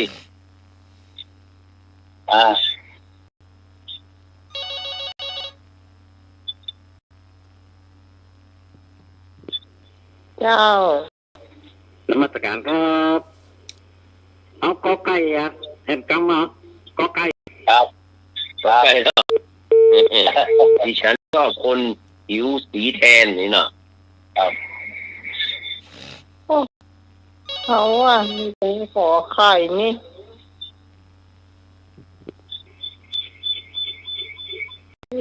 อุ้ย ครับ เอา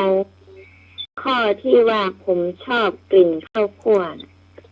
ที่ไหน เนี่ยขอเนี่ยพี่กอนขอไข่เนี่ยยืนสัน ครับ ข้าวคั่วหรอ เมื่อกี้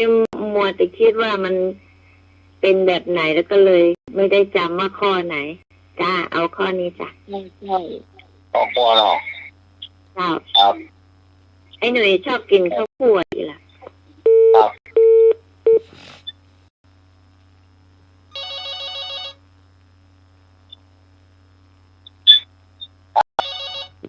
พี่พรเดี๋ยวพี่พรเอากอไก่เนอเจ้า ครับ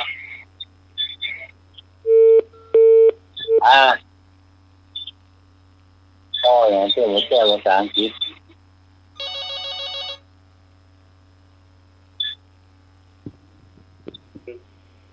ข้าวคั่วมากมันใช้ภาษาอังกฤษเนาะภาษาอังกฤษมันก็ข้าวคั่ว ข้าวคั่วหรอข้าวคั่วครับ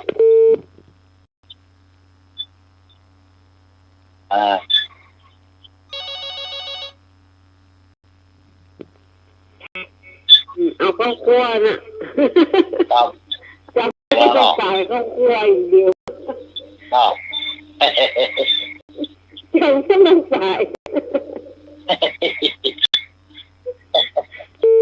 ข้าวคั่วข้าวจีน้องแต่มาครับ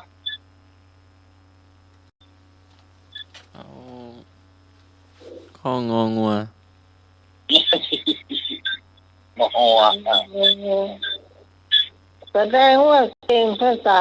เนาะ มออ่ะ หนูฟังประกรรมเนาะ หลับตาตอบ ก็เลยเนาะครับขอใครถูกต้องที่มันมีคำว่าซุปในที่นี้มันเป็นซุปภาษาไทยแปลว่าซุปหมายถึงว่ามันรวมกันมาเปาะกันเนี่ยซุปรวบมาเปาะกันเนี่ยหรือว่าซุปมันจะเป็นซุปโบใบไม้น่ะซุปใบไม้ถ้าเป็นซุปโปแปรเนี่ยเป็นภาษาอังกฤษผิวสีแทนนะคำว่าผิวสีแทนนี่ภาษาอังกฤษนะคำว่าแทนตัวเนี่ยเป็นภาษาอังกฤษ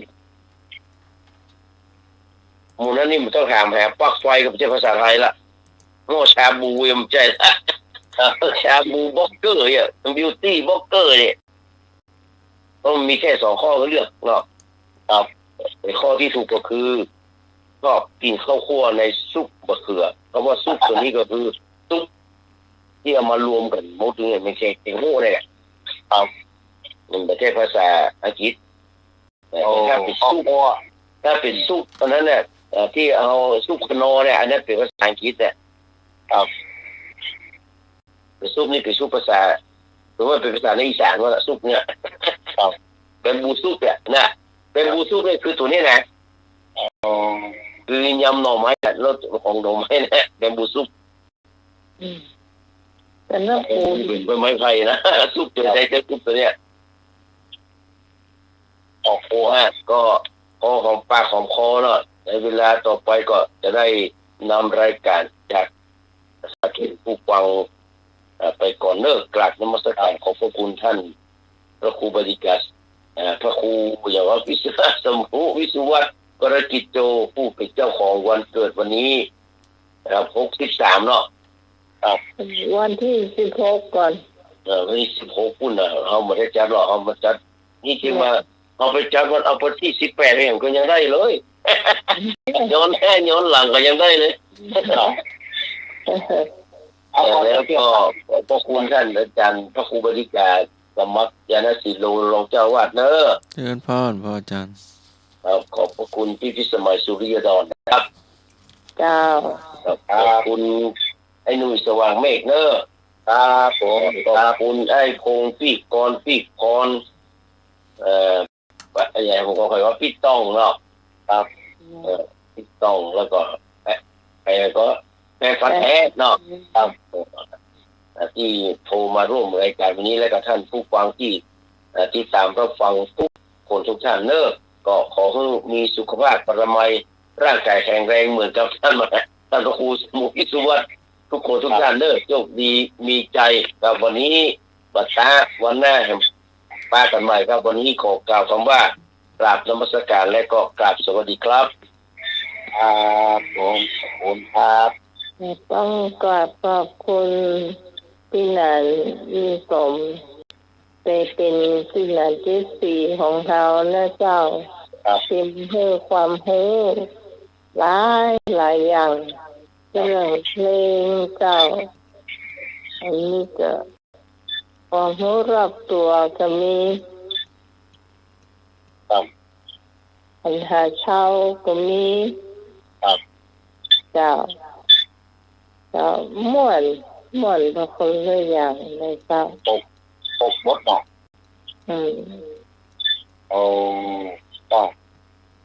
ก็ดีรุ่นนั้นแบบการเลิกก็ได้พี่ด่านมาช่วยในรายการหลายคนก็เข้ามาฟังค่อนข้างจะนักจ้ะนักเดียวเอาไงอันนี้ขอประชาสัมพันธ์ไปตั้งพันต่อเมืองลังนะเจ้าคุณผู้ฟังถ่ายอยู่ตั้งกาดบ้านต่อเมืองลังนะเจ้ารู้จักชายาสัตย์ไทยสงฆ์นะเจ้าหรือชื่อเล่นเพิ่นร้อยนะเจ้าร้อยคือคนที่ฟังไว้มา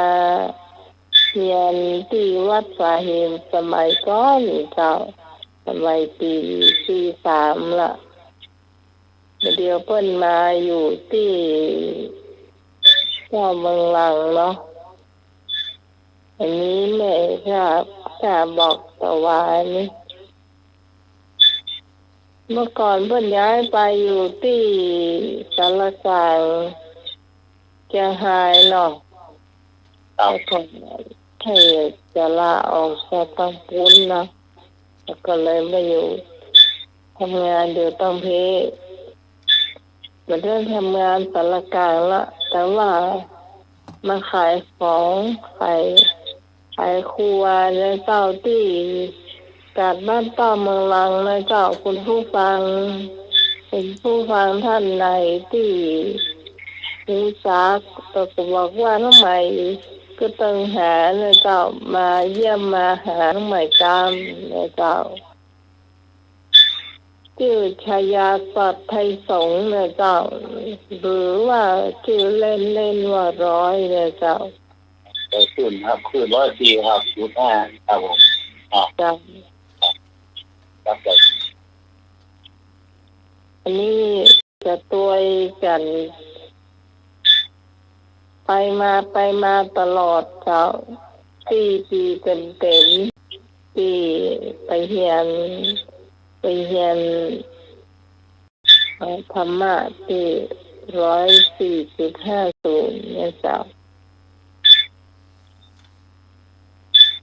ก็หลายปีที่ไม่ได้เจอกันเนาะผมอายุดังต่อบางรังควายเนี่ยก็ห้าก็ได้นะห้าได้หมดหรอกเดี๋ยวก็ครับมาตรการครับเจ้าคือเปิ้นโทรมาหาก็ว่าเราไปซ่อนได้ไรเปิ้นอยู่ตรงไหนหมูเรื่องเปิ้นโทรมาหาเลยประกาศในวิทยุนี่ประกาศเลยนี่รายการธรรมะคลายเครียดนี่เนาะเปิ้นโทรมาเลยเปิ้นก็ร่างฟังก็ฟังอยู่ฟังรายการเนี่ยธรรมะคลายเครียดเนี่ยเนาะโอ้ฟังเนาะครับ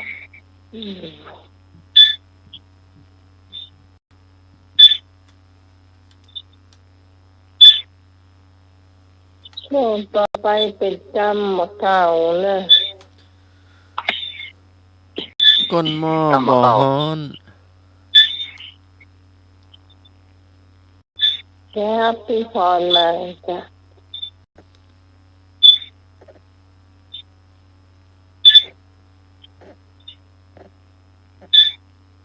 ก้นหม้อบ่อฮ้อน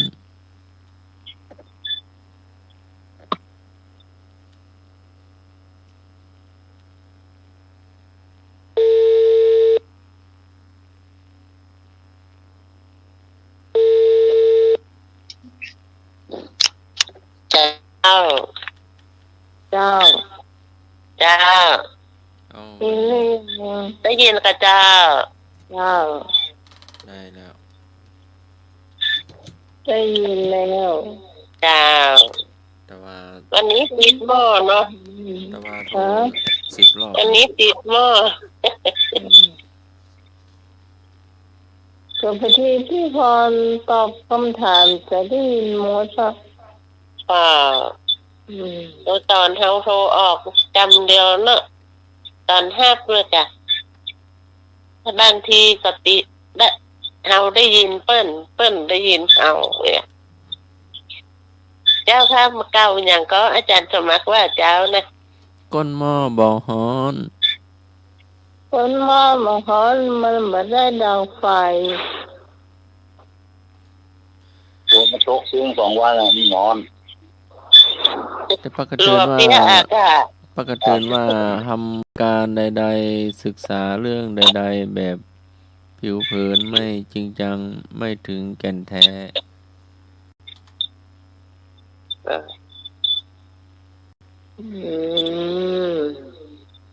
หรือว่าเปรียบเหมือนจะไรโกนหม้อนะครับใจเย็นนะครับเนี่ยมันนิ่งจริงอ่ะเนี่ยบดแต่รัวเนี่ยเล่นกัน ทำ เปลี่ยน เลย แต่ได้แต่ ไม่มีนะเนี่ยเมื่อวันเขาว่าฮ้อนตอนเขาว่าฮ้อนเช้าเขาว่าเจ้า แต่พ่องเรียนพ่องหรือว่าจะได้ดีมันศูนย์กันหรือว่าแยกกันหรือจะได้ นมัสการครับ ครับ เพื่อนของคนเยอะมากอ่ะคนเยอะมากการได้ยินเรื่องเรียกอ่ะแต่คนเยอะ ท้องกำก็ตื้อกว่าลูกอะ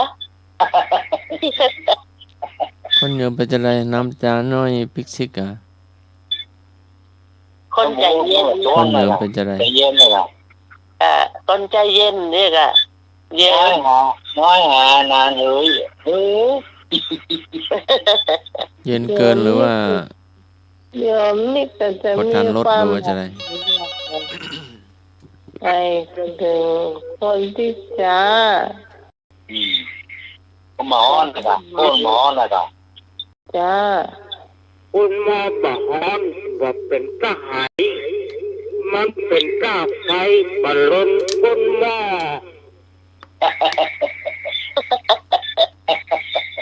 แม่นแล้วถูกต้ม มันบอกเป็น ใช่เลยสิ เป็นแก้ไฟ ถูกต้ม บอลลนคนหม้อ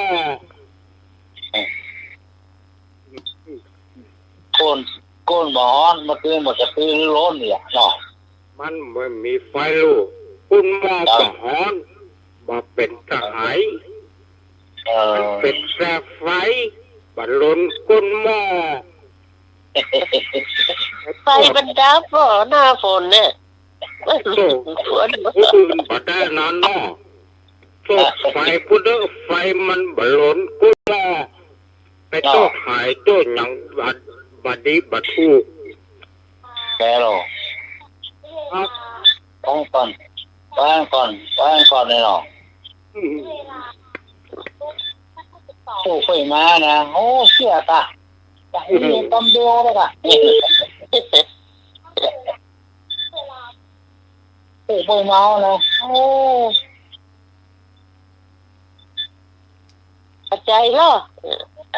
หิ่งเอาไฟใส่ที่ก็ได้เนาะ แม่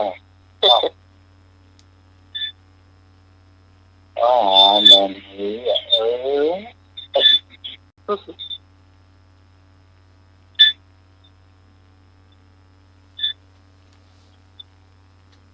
กำข้าวกำเขือนี่ต้องไอ้นึกเนาะ จ้าอาจารย์สมัครรู้จักคำว่าเยิมเอกอะมันเป็นจะได้ว่ะ น้ำตาย่อยพิกซิกอ่ะ ตายน้อยสิไปใช่ คนละอย่างกันกะ คนละอ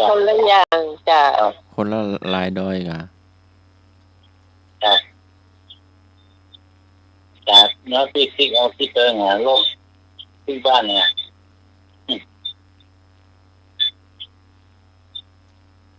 เดี๋ยวนี้มันเย็นน้ำไปเย็นอยู่น้ำแข็งว่ะ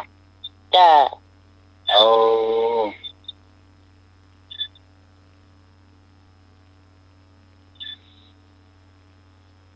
คนเดี๋ยวเนี่ยมันเนี่ยอย่างเพี้ยนเลยก็ ค่ะ เนี่ยไปเอาไม้อะต้องมาเหลาไม้นะเป็นเลี่ยมนะก็ เอาหิ่งก็ได้อะด่ะ ครับ งั้นจุกลูกอยู่ฮะปัจจัยเหรอเยอะก็ได้ ตัวหน้ารถรอร่างกำลังแสงสีอยู่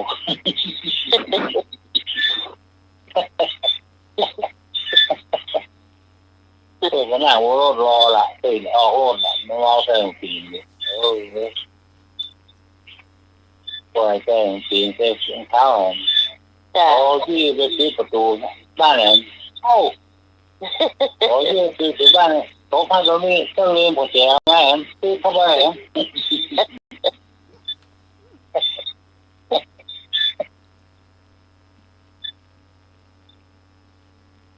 เอ้าเช้ามันยังเจ็บมาได้ว่าเจ็บก่อนเจ็บ ไปเจ็บใจนั่นแล้วเอ้าเจ็บแกรถจานเพื่อที่เพื่อไปสักเพื่อ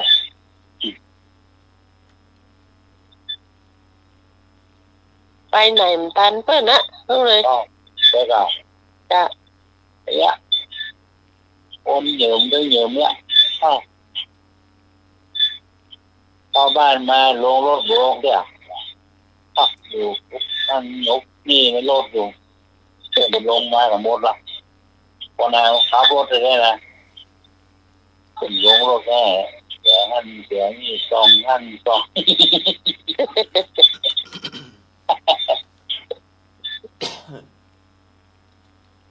ไอ้ยึดซื้อตักเปิดมาปิดประตูแบบมาได้ไงเข้า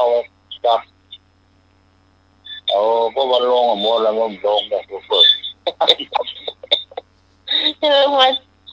ลากแขนลงมาเข้าใจลงมาเลยอ่ะอย่า กินข้าวอ่ะก็กินกันแล้วมดแหละมันเล็กสักคำเลย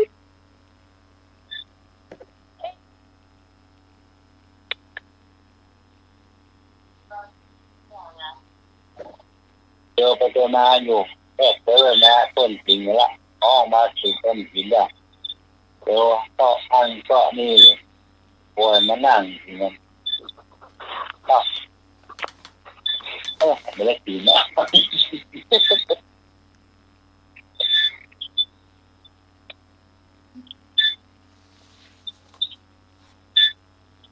นี่สื่อพิมพ์ก็ให้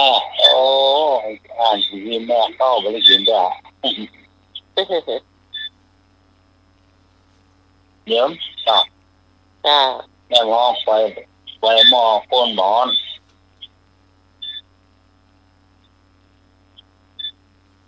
ต้นมันพอนมันเตรียมพร้อมหมดแล้วชอบปลูกไปมาเจ้านายอย่างมาตัวเตรียมพร้อมหมดเลยยังต้องอีกยังเนี่ยแหละชอบถ้าไปไหนถ้าไปไหนตัวนี่เนี่ยถ้าวันนี้ใจฮ้อนดับไปรออยู่หาหนามพูดจักแล้วสักเสือตอนแรกอะต้นฮ้อนมึงฮ้อนหลอกก็ชอบ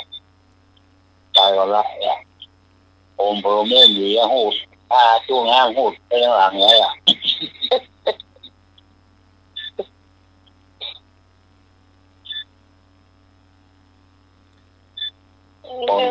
คนยืนมีแต่มีอย่างถามก้อยนึกอย่างออกก็ได้นึกมามันเจ้าอยู่เนาะมีดพาเบามันฝนมันจังเป็นขี้เมียงหมายความว่าอย่างมีดพาเบามันฝนมันจังเป็นขี้เมียงมันก็ที่สนิมกินมันเหมือนกันเนาะจ้ะก็มาเพื่อนก็หลายอย่างหรอกพ่อก็บอกผมที่เมียจะกินมันหมายถึงคนเราหากไม่หมั่นเพียรศึกษาหาความรู้หรือฝึกฝนรักษาอยู่เสมอความรู้ความสามารถก็จะเสื่อมถอยครับ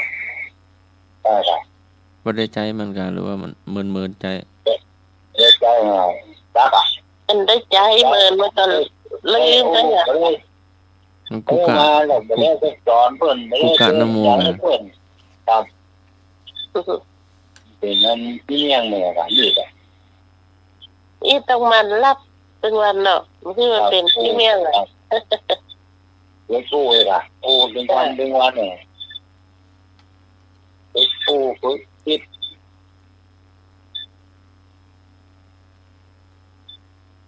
นี่นะจ้ะต้องมันหมอว่ามือนักมือเงียบต้องฝึกสู้ปิดตาสักกะครับตอนนั้นนะมองเรื่องโอนมาปากได้นะมันยุดบ่หรอกรถเครื่องโยนในหลังดับกระเสียยุดบ่หรอกได้ตัวไงจอกล่าง50 ปีไปแล้วไง จัดละไว้ให้มันกระเดียวปะโทสตาร์ทติดยากเนาะ ตักเป็นไงพ่อ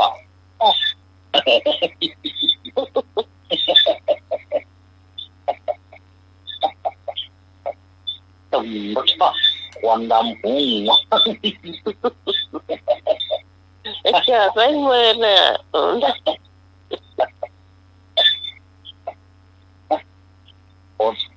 โชเฟอร์ก็นั่งมอมพอดังนะ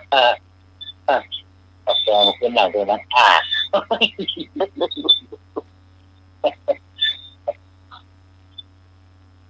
ก็เป็นมือตาโลกก็ดังเนี่ยหัวนี่เครื่องบินอยู่บนฟ้ามันยังดังอยู่เนาะ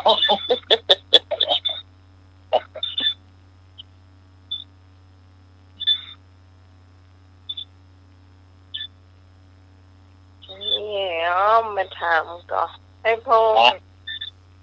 โพมาโพมีอย่างก็ ยังเออ ข่าววันนี้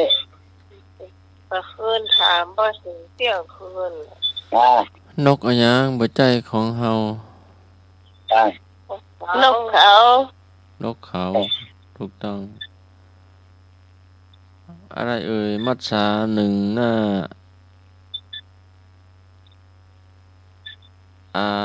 ลาวสักฟุตอะไรเอ่ยมัจฉาหนึ่งหน้าวะ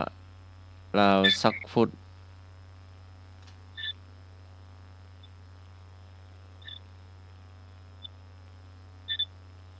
รักษา อ่านลอกก็บ่เข้าใจ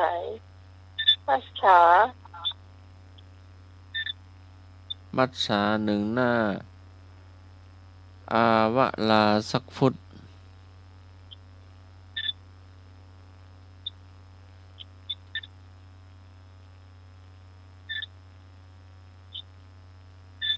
หมายความว่าอย่างไร ปลาม้าไม่รู้ปลากระตือนบอกกันนะ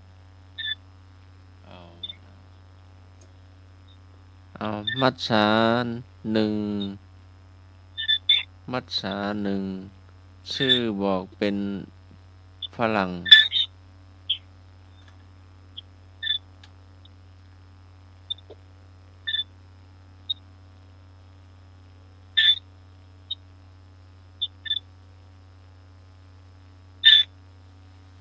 มาถามหนึ่งชื่อว่าเป็นฝรั่ง ชื่อบอกเป็นฝรั่ง ตานกยุง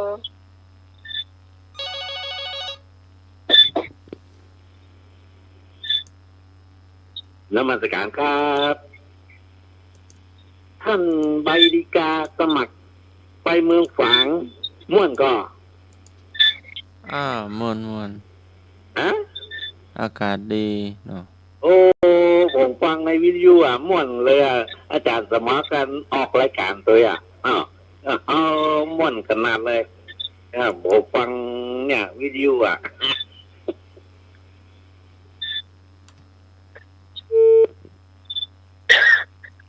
ตานเข้าตัวกันตานต้นปัจจัยตัวกันตาน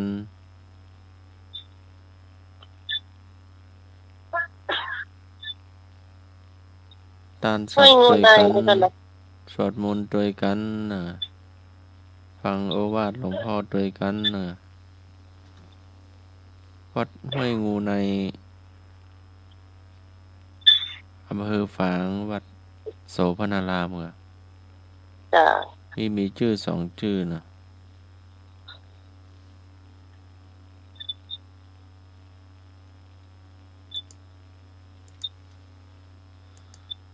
พระเถระก็นักเนาะพระเถระองค์แสดงธรรมก็นักพระนักจัดรายการก็นักศรัทธานาบุญก็นักเนาะ จ้ะขึ้นสีขาวนี่คนนะจ้ะ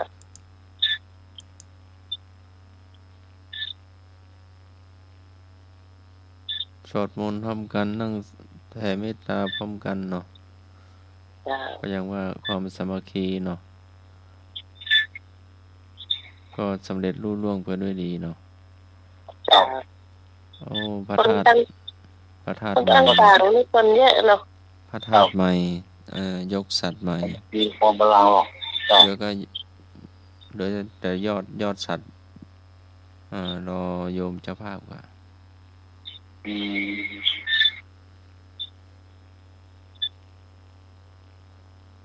น่าจะ300-400 คนแล้วก็รวม จ้า ว่าสวยงามครับ วัดงามวัด เป็นวัด แล้วช่วยอะไร เปียงเนาะอยู่ในเมืองอำเภอฝางเนาะ มีเมืองฝางครับ เจ้าผ่านไปสัก2 วัดก็ เข้าไปเห็นสักหน่อยนะ เข้าไป ช่วย สัก อะไร 2 วัดอะ จ้า วัดอย่างวัดงูนอกอะ ห้วยงูนอกห้วยงูในเนาะจ้า แล้วก็ผ่านโรงเรียนก็โรงเรียนนะอย่างโรงเรียนงูนอกอะ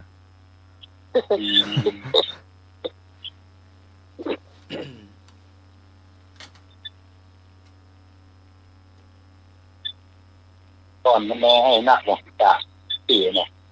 จ้าแล้วก่อนพี่ฮอนไปอยู่ไม่อายกับไปเหมือนกันน่ะห้วยงูใน อ๋ อ่ะ อครับ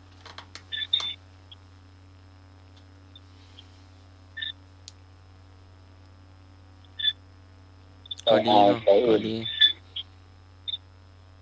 ได้บำเพ็ญบารมีไปเนาะ สามัคคีอ่ะสามัคคีคือพลัง สามัคคีกันแล้วก็ใจบุญสุนทาน เป็นยกชาติจ้ะยกชาติพระเจดีย์อะจ้ะ เจ้า ว้าวคนไทยนักกันนะ300-400 ก็รอเตือนเลยอ่ะสันวัดก็รอของ อันเตียนนี่ไปประเคน อ๋อ เป็น ทำมาเรียบร้อยหรอ เป็นลำเตียนแล้วเนาะแล้วก็มีกวยขี้ปุ๋มห้องกวยเห็นมีเงาะด้วยนะในแถวนั้นเงาะนักอะ เพิ่นปลูกเงาะตัวเองเนาะ เจ้าใส่ตะกร้า ทุเรียนเพิ่นก็ปลูกแล้วต่างๆอ่ะจ้ะ ที่เดินไม่หวังกัน ทุเรียนกัน ทุเรียนมีจ้ะเต็มหัวปลูกทางใดนะจ้ะแต่ในฝากไม่มี เวลาเพิ่นเอาไปขายอ่ะขึ้นไปตังเลยถ้าตอนไปอ่ะเพิ่นจะไปตังปูนอ่ะจ้ะไปขายเชียงรายอย่างนี้เพิ่นจ้ะ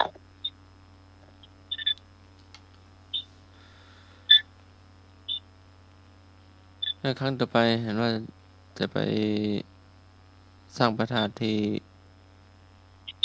ดอยอินทนนท์กัน จ้ะ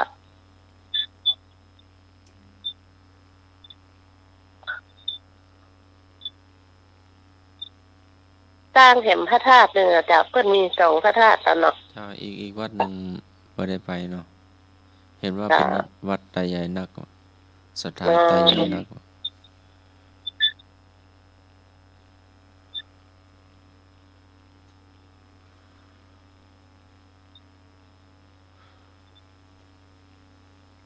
น้ำไม้หลับแล้วก็ อาจารย์ถามอะไรอย่างหรอ มัดสา เดี๋ยว หนึ่ น้องไหม มัดสาหนึ่งชื่อบอกเป็นฝรั่งปลาทู ปลาทูอ่ะเพื่อนพอฟัง แล้วหน้าเราก็ได้ ดับ กำลังต้มน้ำฮ้อนก็มัดสาหนึ่งดุร้ายใครๆชัง ไม่กลายเป็นประตูไปอย่าง มัจฉะหนึ่งดุร้ายใครจังอะไรอย่างนกมาน้องไหม ปลาฉลามอะค่ะ ปลาเสือมีป่ะ ปลาเสือ ไม่เคยหันเนาะ ปลาเสือ ตายเนี่ยตายเพื่อน ปลาเสือปลาเสือวะ มะเขือ ปลาเสือ ปลาเสือ ปลาเสือครับ มีว่าปลาเสือ ก็จะมีอยู่ ก็เคยเห็น มันเป็นตัวจะได้ เนี่ยครับ มาตรการครับ ครับ ปลาที่ดูแลเนี่ยก็คือปลาหมอคังดำอ่ะปลาหมอคังดำอ่ะเนี่ยดูร้ายเลยอ่ะเนาะปลา โอ้ หมอ ปลาหมอคางดำมันจะกินปลากินอะไรอย่างเต้นพุ่นกินกุ้งตัวเล็กๆพุ่นอ่ะไม่ชอบกินปลากินกุ้งกินเนี่ย มันเกิดมาเมินแล้วหรือว่าเพิ่งกำลังพบหรือว่าจะได้ กำลังพบเลยจ้าเปิ้นเอามาเมืองนอกมานี่แล้วก็ผสมพันธุ์มันกินหมดอ่ะเนาะเลยเนาะ บ่ละถ้าขอให้เอามาบอกที่ปีเนี่ยกันเนาะ จ้า เลี้ยง ขวางหน้าอ่ะ ฮะ ได้กินทุกอย่างที่ขวางหน้า บอกโอ้เหลือได้โว้เลยอ่ะจ้ะ จ้า หมอกลางดำเพื่อจ่ายจะว่าที่อ่ะ ปลาเสือ ปลาเสือ มันก็ให้ลายเหมือนเสือนั่นก็ อ๋อ อย่างมัดสาหนึ่งถูกขังไม่ดิ้นรน นักษาปลูกฝังไม่ได้ลน มัดสาหนึ่งถูกขังบ่ดิ้นรนบ่ต้วง แล้วก็ปลาตายอ่ะ ปลาหางนกยูง ปลากระป๋อง ปลากระป๋องแต่จ้ะอยู่ในข้างอยู่ในกระป๋องฮะลูกมาดิ้นมาตัวงอ่ะ ปลาอัญญามีสามแม่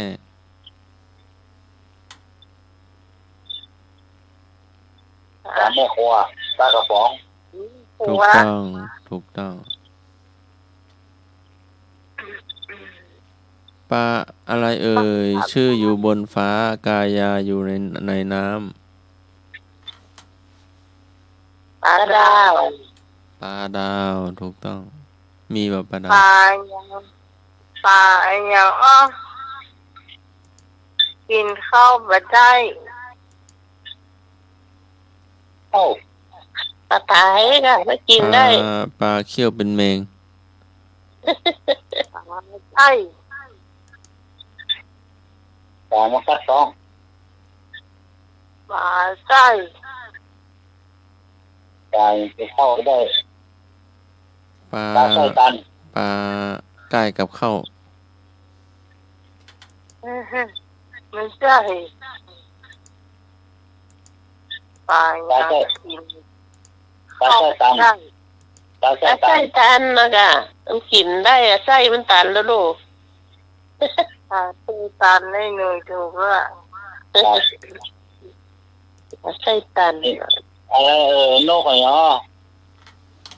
พ่อปะแท้ นก เนาะนกอะไรเนาะพ่อปะแท้ นกแล ถูกต้อง นกมัน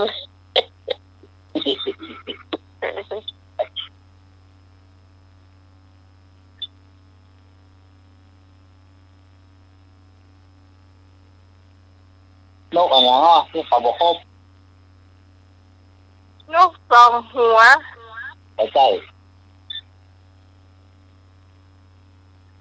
นกสองหัวก็ไม่ใช่ ใกล้ อืม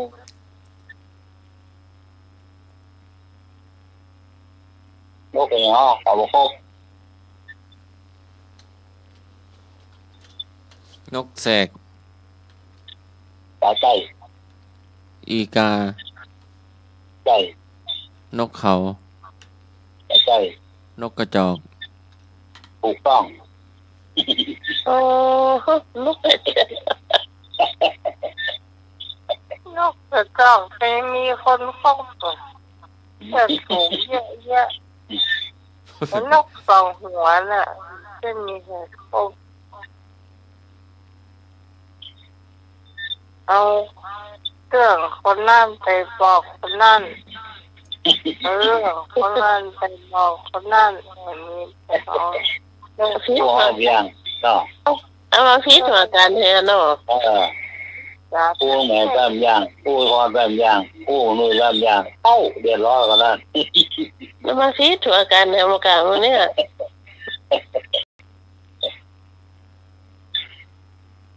ไอ้ยังรองเท้าอะไรหายาก ฮะ ไอ้ยังรองเท้าอะไรหายาก เฮาเหน็บเอว เอาหายหาย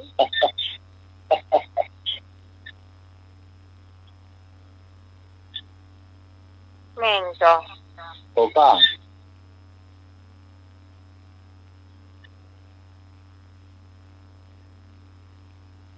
ไอ้ยังซ้อนอะไรตักไม่เต็ม ฮะ ซ้อนอะไรตักไม่เต็ม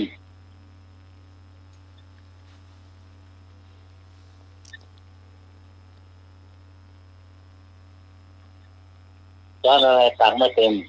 ซ้อนรู้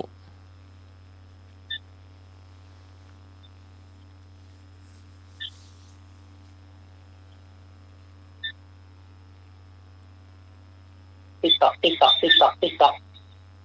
โอ้ประจางวันนี้ดับปิ้งเลย จักบ่เต็ม ประจางไอ้โบทเองวะ ร้อนอย่างตั้งหัวเข็น มันก่อนก่อนหรือว่าตรง บอกว่าย้อนมาที่ตักกระเต็ม ช้อนซ่อมแล้วก็ตั้งเสีย ฮะ ช้อนซ่อมมันโง่เลยมันเป็นตั้งเสียง ย้อนเหรอ ช้อนซ่อม สองต้น อ่า ตั้ง ย้อนซ่อมถูกต้อง ตื่ ผม น ไป เต้น รับกันเลยมาโค้งมานี่ว่าว่อง ตัวอะไรอยู่ในครัวตัวอยู่ในดิน ปลายเดือน ตัวอะไรอยู่ในครัวตัวอยู่ในดิน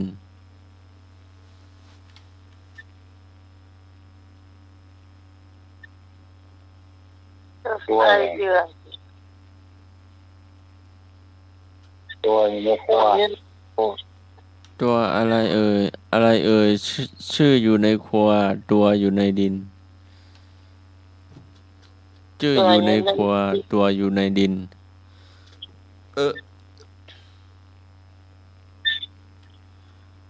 ที่อยู่ในครัวตัวอยู่ในดิน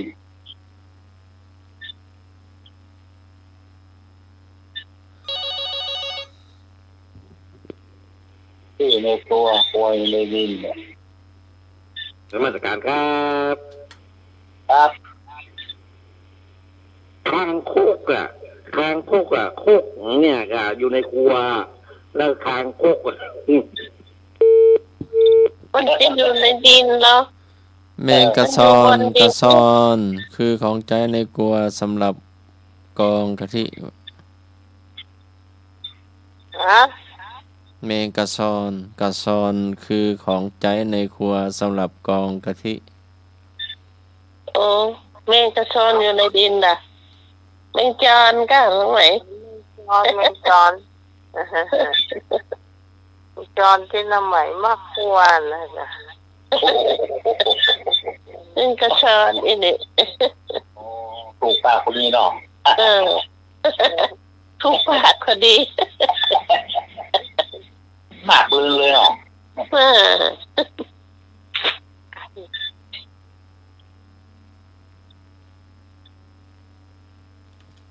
อะไรเด็กดำนอนมุ้งขาวเรือนปั้นหยาสีขาวสีเขียว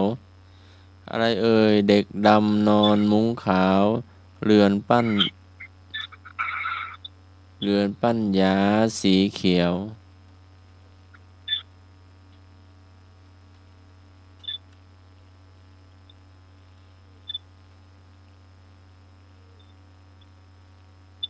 เป็นคำเกี่ยวกับพืชผักผลไม้ปริศนาคำทายเกี่ยวกับผลไม้ไม่ตัวเขียวสีขาวนี่อะไรน้องขาว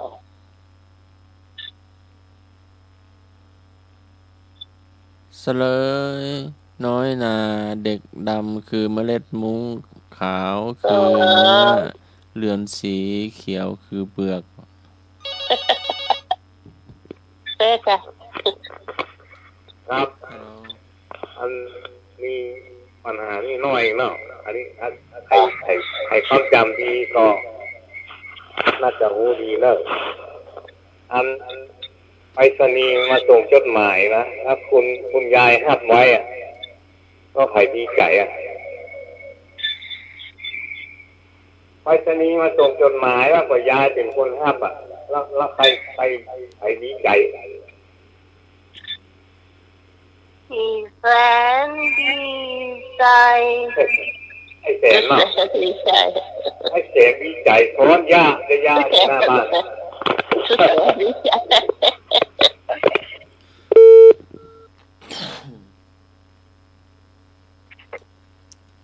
อย่างข้างโน้นก็เขาข้างนี้ก็เขาเรือสำเภาเล่นกลางเล่นตรงกลางอะไรเอ่ยข้างโน้นก็เขาข้างนี้ก็เขาเรือสำเภาเล่นตรงกลาง เรียกอะที่เขาเรียกอะ ฮะ ที่เขาเรียกอะคือเรื่องของเขาแค่ดีจังแค่พอ แมงปอ แค่พอ แมงปออ่ะ ที่เขาเรียกอะ ลิ้นทุกคน เป็นกีทอผ้า ที่เขาพาย ดีเท้าผ้า อ๋ออันนั้นก็เป็นตะลุยนะเนาะทุกคนทุกคน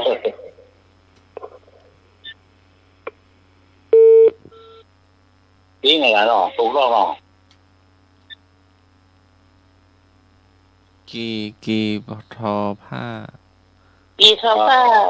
มีพอผ้าค่ะ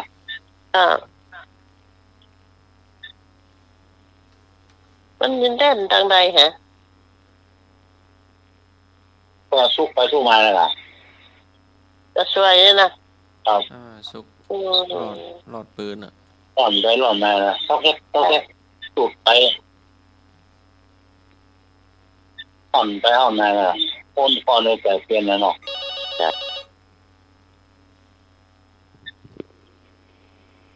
สมัครการครับ ครับผม สมัยก่อนเปิ้นมีเนาะกีดอผ้าเนี่ยมีกะเนาะ ครับ มีเปิ้นทำเอาเปิ้นทำเองอ่ะกีดอผ้าเนี่ยเนาะ ครับ สวัสดีครับ ครับ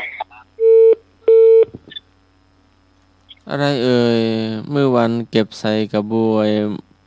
เมื่อกลืนกระจายออก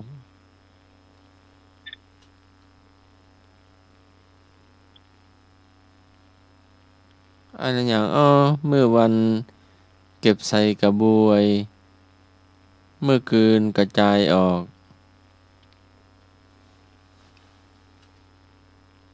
ไฟแสงไฟ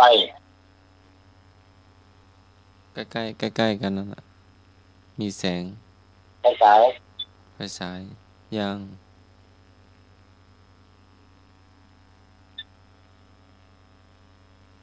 กลม ยางในเมืองเนี่ยบ่หันก็ต้องไปอยู่ในป่าก่อนอ่ะในป่าหรือบ้านนอกค่อยหันอ่ะ โซล่าร์เซลล์ โซลาร์เซลล์ยาง แกนไข ยาง มีห้อย ยางต้องเงยหน้าขึ้นอ่ะต้องออกมานอกบ้านก่อนอ่ะ อ๋อเดือน เดือนยางใกล้ๆกันนั่นน่ะ ดาว ดาว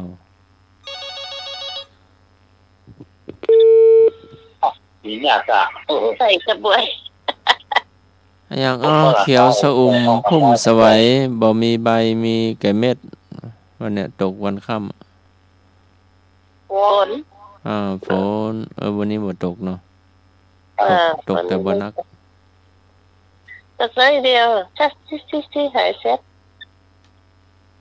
อัน อ้าว นี้ ก็แป๊บก็ใบบัตังกินทั้งวันบัดเที่ยง ลิ้น นะ อันนี้เนี่ยคำถามใหม่ลิ้น มันจำได้เลย เม็ดมันมีต้นมันมีใบ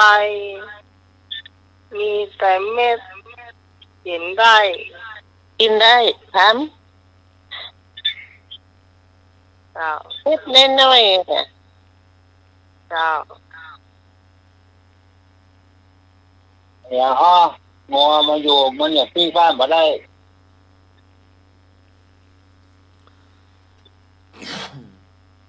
อ้อมาที่บ้านมาได้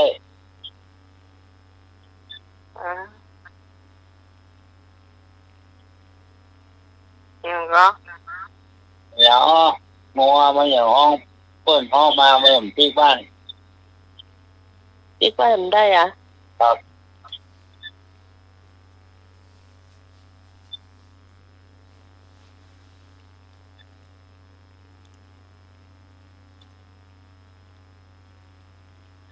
กุมบาทน้ำปักตีน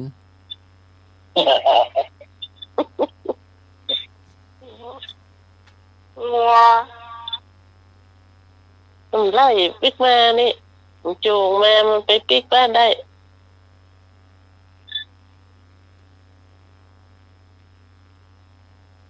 จะใส่ ใส่ค่ะใส่มันเอาสาระอันมันเอาไม่หันอากาศออกมันเลยปิกบ้านมาได้พี่สอน งัวอย่างตีบ้านมาได้จะใส่ ใช่วัวอย่า ครับงัวอย่างตีบ้านมาได้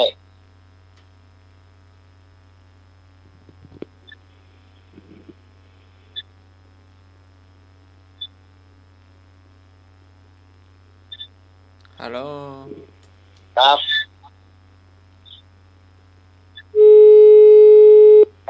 ที่บ้านได้ฮะ มันหลงปลาค่ะปิกบ้านได้อ่ะ ฮัลโหล ใช่ นมัสการครับ ครับผม มากับแมวเนี่ยกับมันปิกบ้านมาได้อ่ะเนาะมันไปแล้วมันปิกบ้านมาได้อ่ะหมาแมว ก็ปิกบ้านได้ดู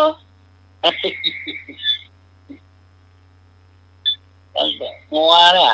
ที่บ้านมาได้อ่ะดังกันแล้วเลยงัวนี่แหละต่อ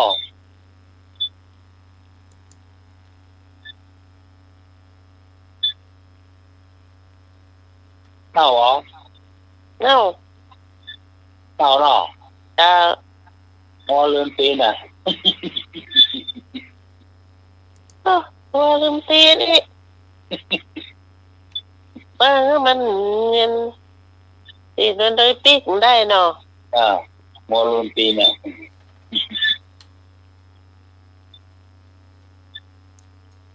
น้ำอะหยังอ้อบ่เคยขึ้นจักเตื้อ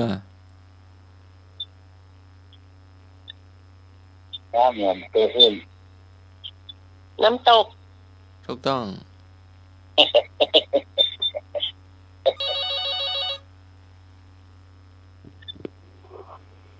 อย่างอ่ะเกี่ยววันข้ามวันพุธจักยุดจักยัง อย่างว่าผม อย่างอ่ะเกี่ยววันข้ามมันถึงวันพุธจักยุดจักยังมันถึงวันพุธจักอีกกันหิว น้ำเทวดา นาฬิกาถูกต้ม หัวจักอีทจักอันเด้อเวลาทานหมดหรือก็อยู่ด้วยนะ ตู้หอว่ะโชเฟอร์มันตายเจ๊ทีมมันตายนั่นเนี่ย มันตาย อย่างต้น4 บาทพาดข้างหัว ต้นผักแคบ ผักตำลึง ตำลึง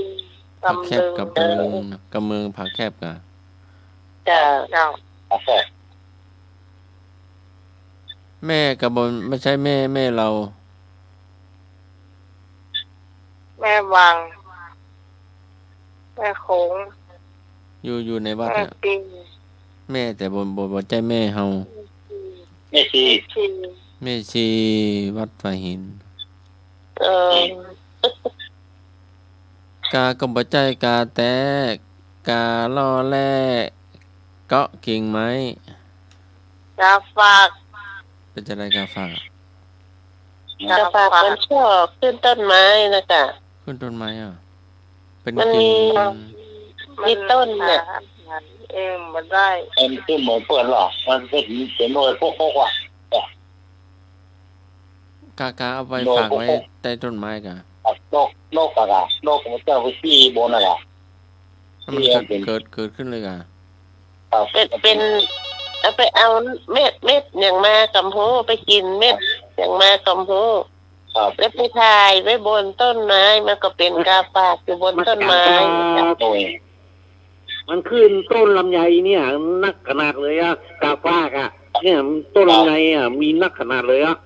เนาะถ้าอยากให้รู้ไปดูต้นลำไยเลย มันมีกาฟากเลยอะเนาะมันขึ้นกาฟากต้นลำไยฮะ ครับต้นมะม่วงตาต้นตะพานตาเนี่ยนะ จ้ะแต่ที่ชอบนิยมคือกาฝากต้นบะยมอ่ะ ครับ ชอบ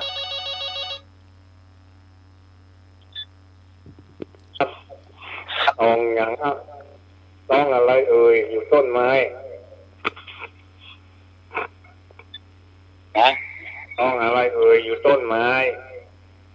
คิดอยู่ต้นไม้อะตองอย่างนักเรียนก่อนเรียนอยู่นะทำไมก่อนเรียนฮะ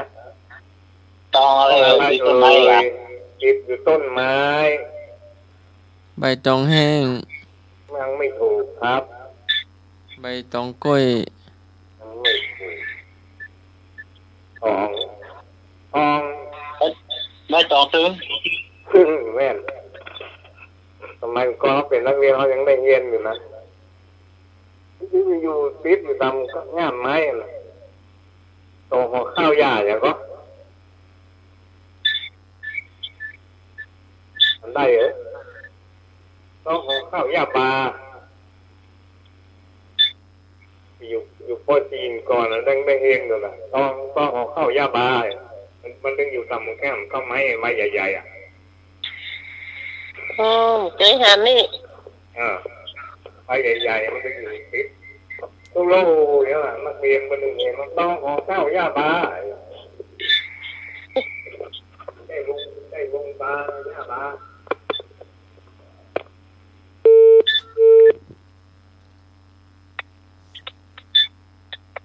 เคยหันอ่ะ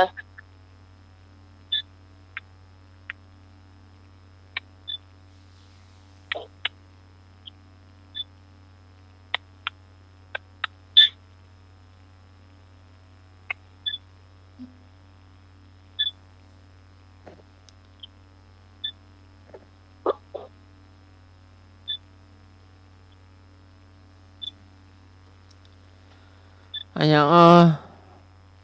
ต้นเท่านี้ก้อยใบห้อยถึงดิน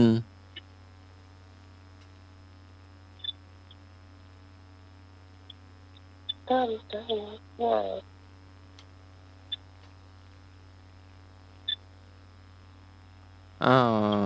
อย่างดักปิ้ง ตักปิ้งไป จำวัดละกันต้นเท่านิ้วก้อยใบห้อยลากดิน ตะไคร้ พวกพักบาทน้ำแก้วอ่ะพักทองอ่ะ ตะไคร้วะ ใคร เจ้า ใบมันลาดดีมั้ง ค่ะ ใบห้อยตึงดิน อย่างกิ้งอยู่บนพื้นธรณีสีชมพูอยู่ในกลมกิ้ง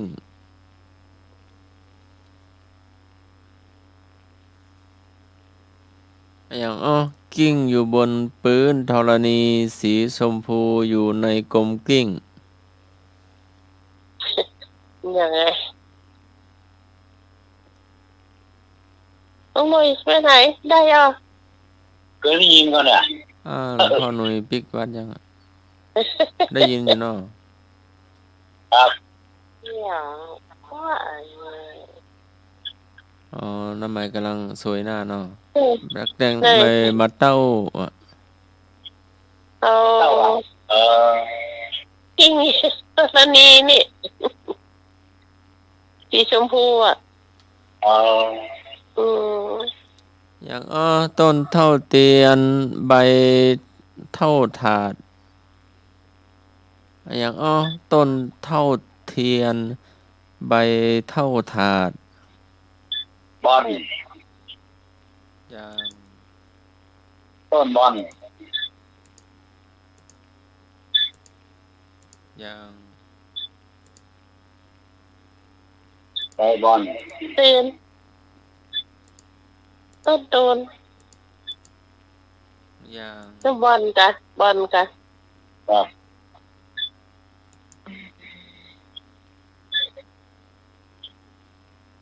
ใบก็เนาะซึ่งอยู่ที่ว่าจะเป็นน่ะเนาะใบใหญ่ๆน่ะ ใบบอลตูน ใบมันใหญ่นะโอ้บ้านนี่ใหญ่ขนาดเลยลุงหน่อยตัวน่ะ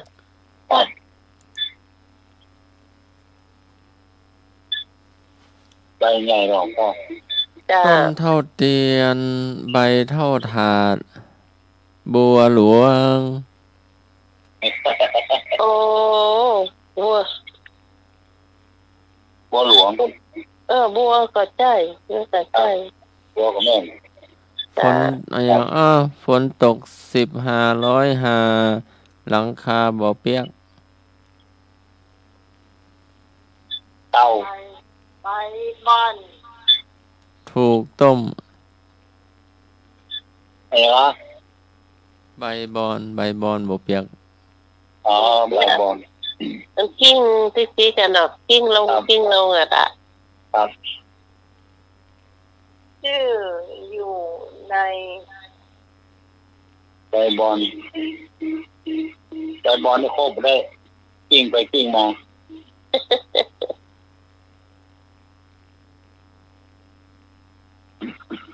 ชื่อมันอยู่ในนา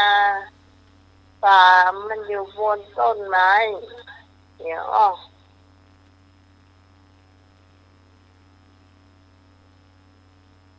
ที่อยู่ในนา อืม ตาอยู่บนต้นไม้ ตาเสือไม่ใช่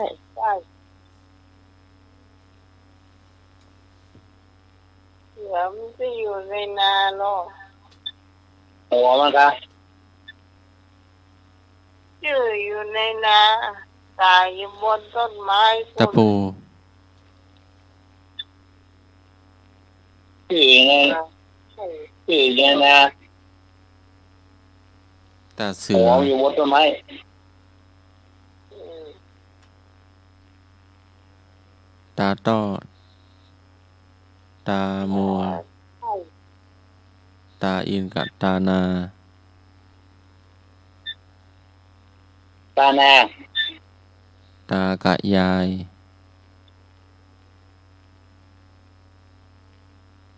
ถูก อืม ถูกเนี่ย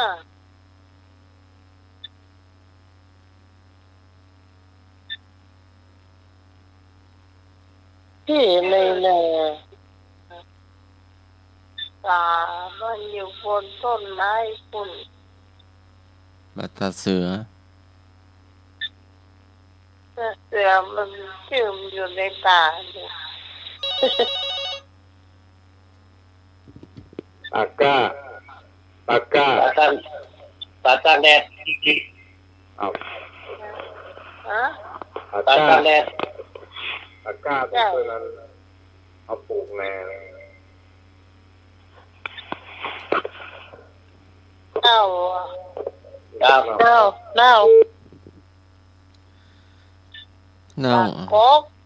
ตะกบ อ่ะ ตะกบโดยตะกบอ่ะในตะกบเนี่ยแดงๆน้อยๆนั่นน่ะ ชื่อมันอยู่ป่าชื่อมันอยู่ป่ากัน ชื่อมันอยู่ในนาอ่ะตามันอยู่กับต้นไม้ตะกบ พ่อลำเนินหนูนี่นะ จะล เนี่ยอ่อนนะของหวานอ่อนไม่น้อยเนี่ยหนูเนี่ย ำเป็นไรเก็บกันเนาะ ครับขึ้นบนแบบเต็มกรุงเทพอ่ะ เพื่อนตัวกินตัวเองนะ ลำเลยหนูใหญ่ๆก็เหมาะก็ โอ้มันหอมดีนะทุกเลยชุกๆแดงๆอ่ะเดือนละอ่อนพวกจักฮะเจ๊กินเลย ตอนเป้าแง่เลยเนี่ยตอนจะ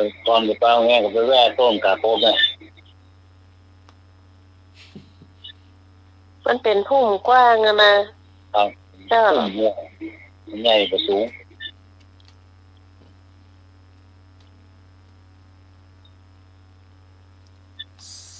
อันยัง เดี๋ยว อ้าวลุงก่อน อ่ะ เอาลุงก่อน ตัวอยู่ในดิน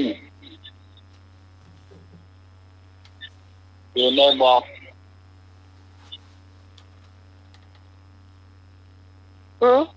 ว่ามาอ่ะ อยู่ในดินกินได้อยู่ในบ่อก็อร่อยดี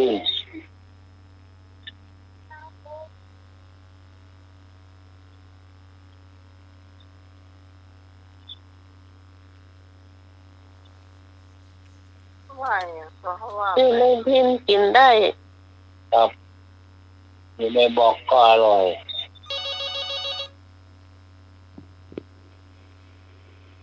เป็นมาตรการครับ ครับ พี่กุ้งเนาะพี่กุ้งอ่ะอร่อยขนาดเลยอ่ะเนาะต่อเลี้ยงในบ่อได้อ่ะเนาะ ของกินนะญาติดู เออ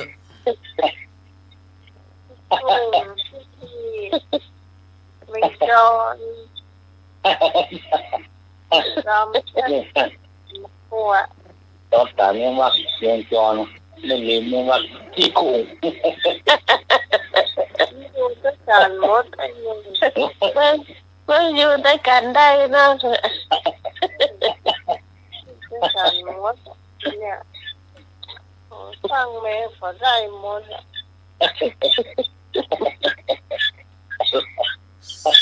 สาวเรียกอ่อนอย่างหนาว เจ้า หนาวอย่างเหรอจัน สาวเรียกอ่อน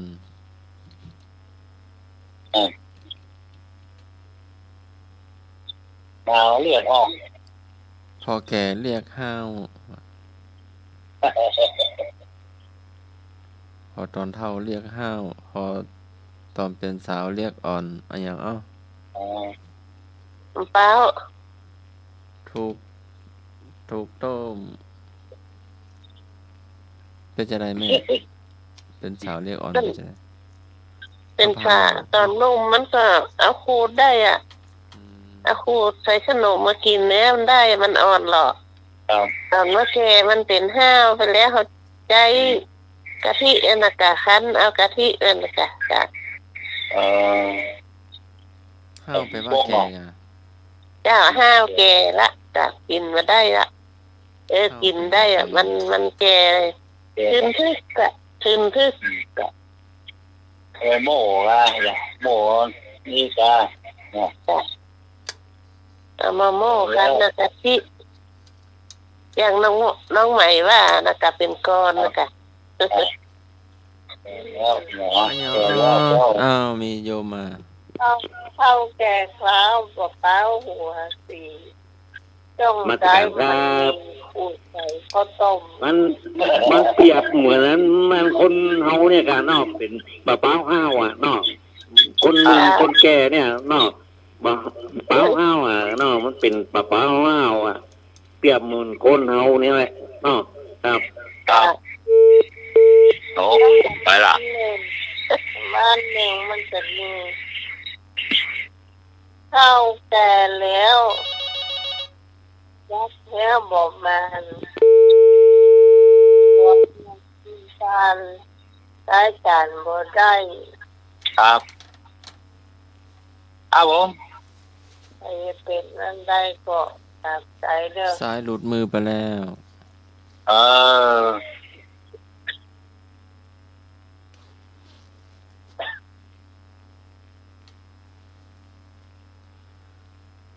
ต้นเท่าเข็มใบเต็มแม่น้ำปิง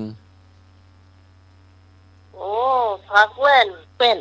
พักเว้นนะคะ เอาต้นเท่าเข็มนี่น่ะ ต้นมันเล็กก็ โอ้ย โอ้ รากมันก็ เดี๋ยวนี้ก็ออกอยู่วันเมื่นนะ มันจะออกอยู่เต็มนาเนาะ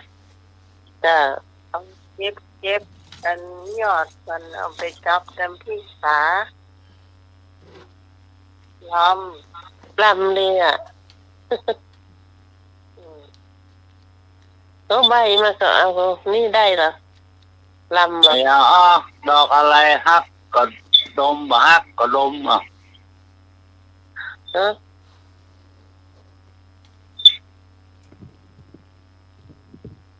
เอาไหมว่าไหม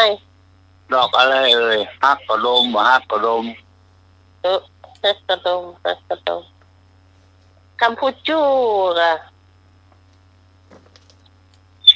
ต้องแปลงปากตู้ได้บ่เอาซื่อๆได้บ่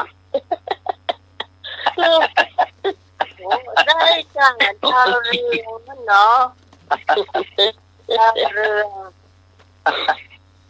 ตู้แปลงปากตู้นะดอกกัมพูตู้อ่ะ ว่าได้คือ10 ล้านเขาว่า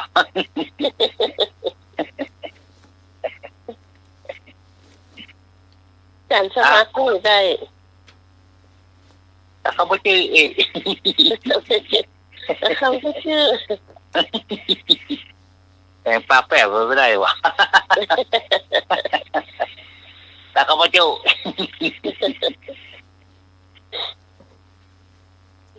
ว่ามา ต่ออย่างฮักก็ดมบ่ฮักก็ดม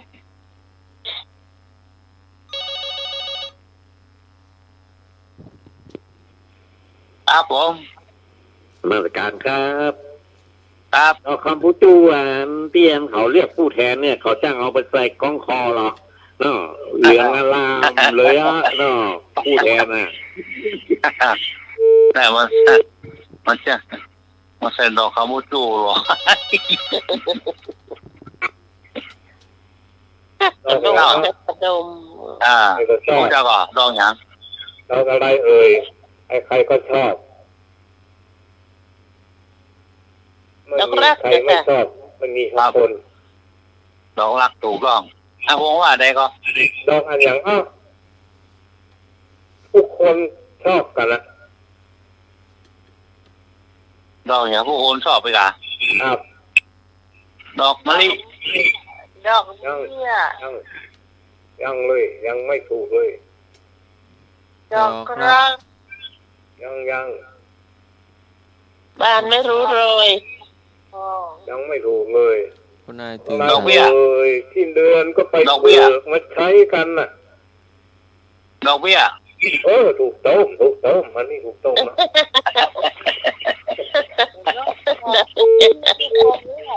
ใช่หรอ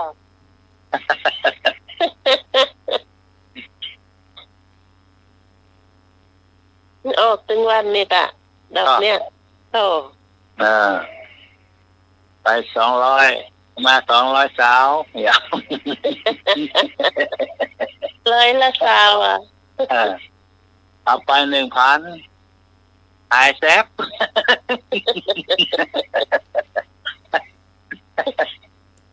อาบางรอไม่มาสักทีไป1,000หายแซบ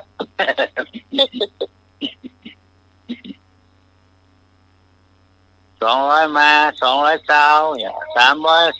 เจ้าเอาปันไปหายแซบรู้เลยแขกก็รู้เลยอบต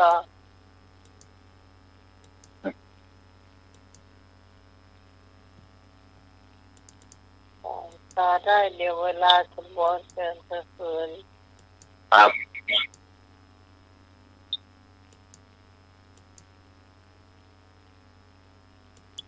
ไปเลย ฮะ โมละ แล้วก็ ทำได้เดี๋ยวเขาจะลาเนื้อขั้นแล้วทำได้ ไม่มีหัวอ๋อน มัสการครับ ครับ เวลาไม่หมดละน้าลาตรียังยาวเลยน้าก็ไม่หมด อย่าเพิ่งปั๊บประกาศอยู่ต่อไปก่อนสำหรับวันนี้ขอรับพี่มิตรไทยมาก่อนพรุ่งนี้จะไปเก็บลำไยบ้านหนุ่ยเว้ย ครับ ไปเก็บก่อนเนอะคนหน้าคนมาปะกันทำไมครับผม ครับครับขอบคุณครับวงครับ ครับผ ครับ ม รีบฝันดีครับวงครับ กับตีฟันดีโชคดีเด้อเจ้า ครับ ใบอยากลูกรักเต็มต้นมะละกอกระบอกแม่น มาก ต้นตาล โอ้ บ่มีหัวบ่มีหาง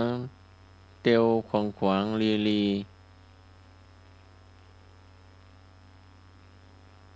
บ่มีหัวบ่มีหางเตียวขวางลีลี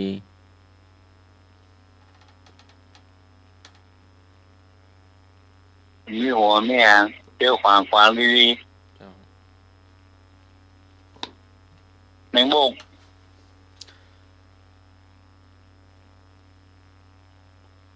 อีปูเตียวรอบแวดวัดปู อ๋อปู โอ้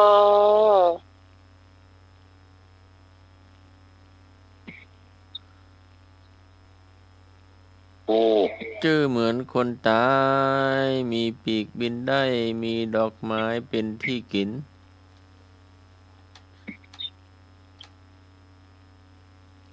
อีเสื้อ ถูกต้อง ตัวเป็นไม้พันเป็นเล็กบ่เป้าใหญ่เล็กกินบ่เหลือ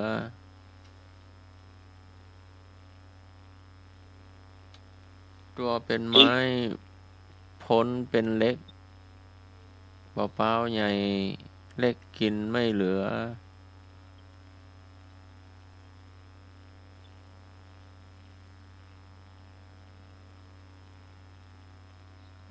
ได้ก็ อะไร กองใจในครัวทำข้าวของหวานอะ กระชอน กระต่ายขูดบ่เป้า โอ้ได้ขึ้นได้ขึ้น มาจากอังกฤษบ่มีชีวิตแต่อู้ได้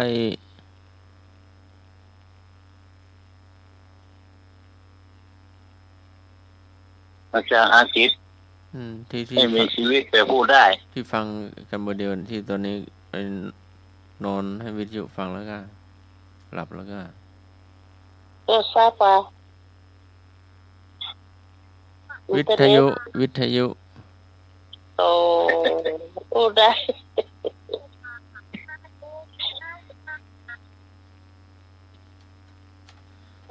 สุกก็บ่หอมงอมก็บ่หล่นคนกินบ่ได้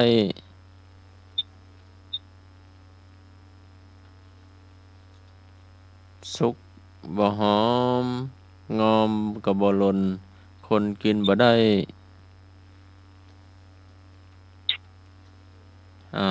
ได้ก่อนนอนหรอกอ่ะ เดี๋ยวนี้ ฮะ เดือนยี่ ขมิ้น พระจัน ข ทร์ มิ้น พระจันทร์ อาจารย์มันโดนนะฟ้าหรือเปล่าตา จำไว้ละอำลานะมัน อ้าว 30,000ละ มือละ ตามมือละ ผมมอง อำลานะมัน เจ้าสำหรับวันนี้ต้องกราบขอบพระคุณพระอาจารย์พระครูสมุยวัดวรกิจโตผู้บริการสถานีที่เมตตาเวลาจับต่อรายการธรรมะไทยเทศน์ของเราและเจ้าขอบคุณพระครูเวดิกาสมัญญาณศิโลเจ้า เจ้า ขอบคุณเลยสว่างเมฆเจ้าขอบคุณทุกคนนักนันมโนความเจ้าจ้าสี่การดอกเตอร์และเจ้าสำหรับพระเจ้าที่สบายเป็นเรื่องรอนเจ้าบุตรรักษาเทวดาคุ้มครองพระรัตนตรัยปกป้อง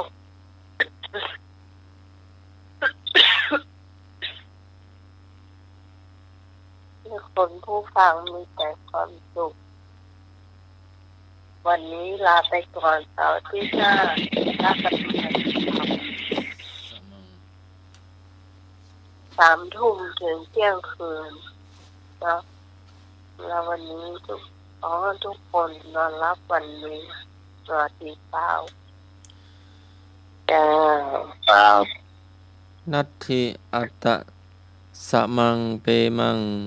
ความรักอื่นเสมอด้วยตนไม่มีค่ำคืนนี้ก็ไหว้พระสวดมนต์แผ่เมตตาหลับเป็นสุขตื่นเป็นสุขขอการนมัสการและเจริญพร ครับ โอ้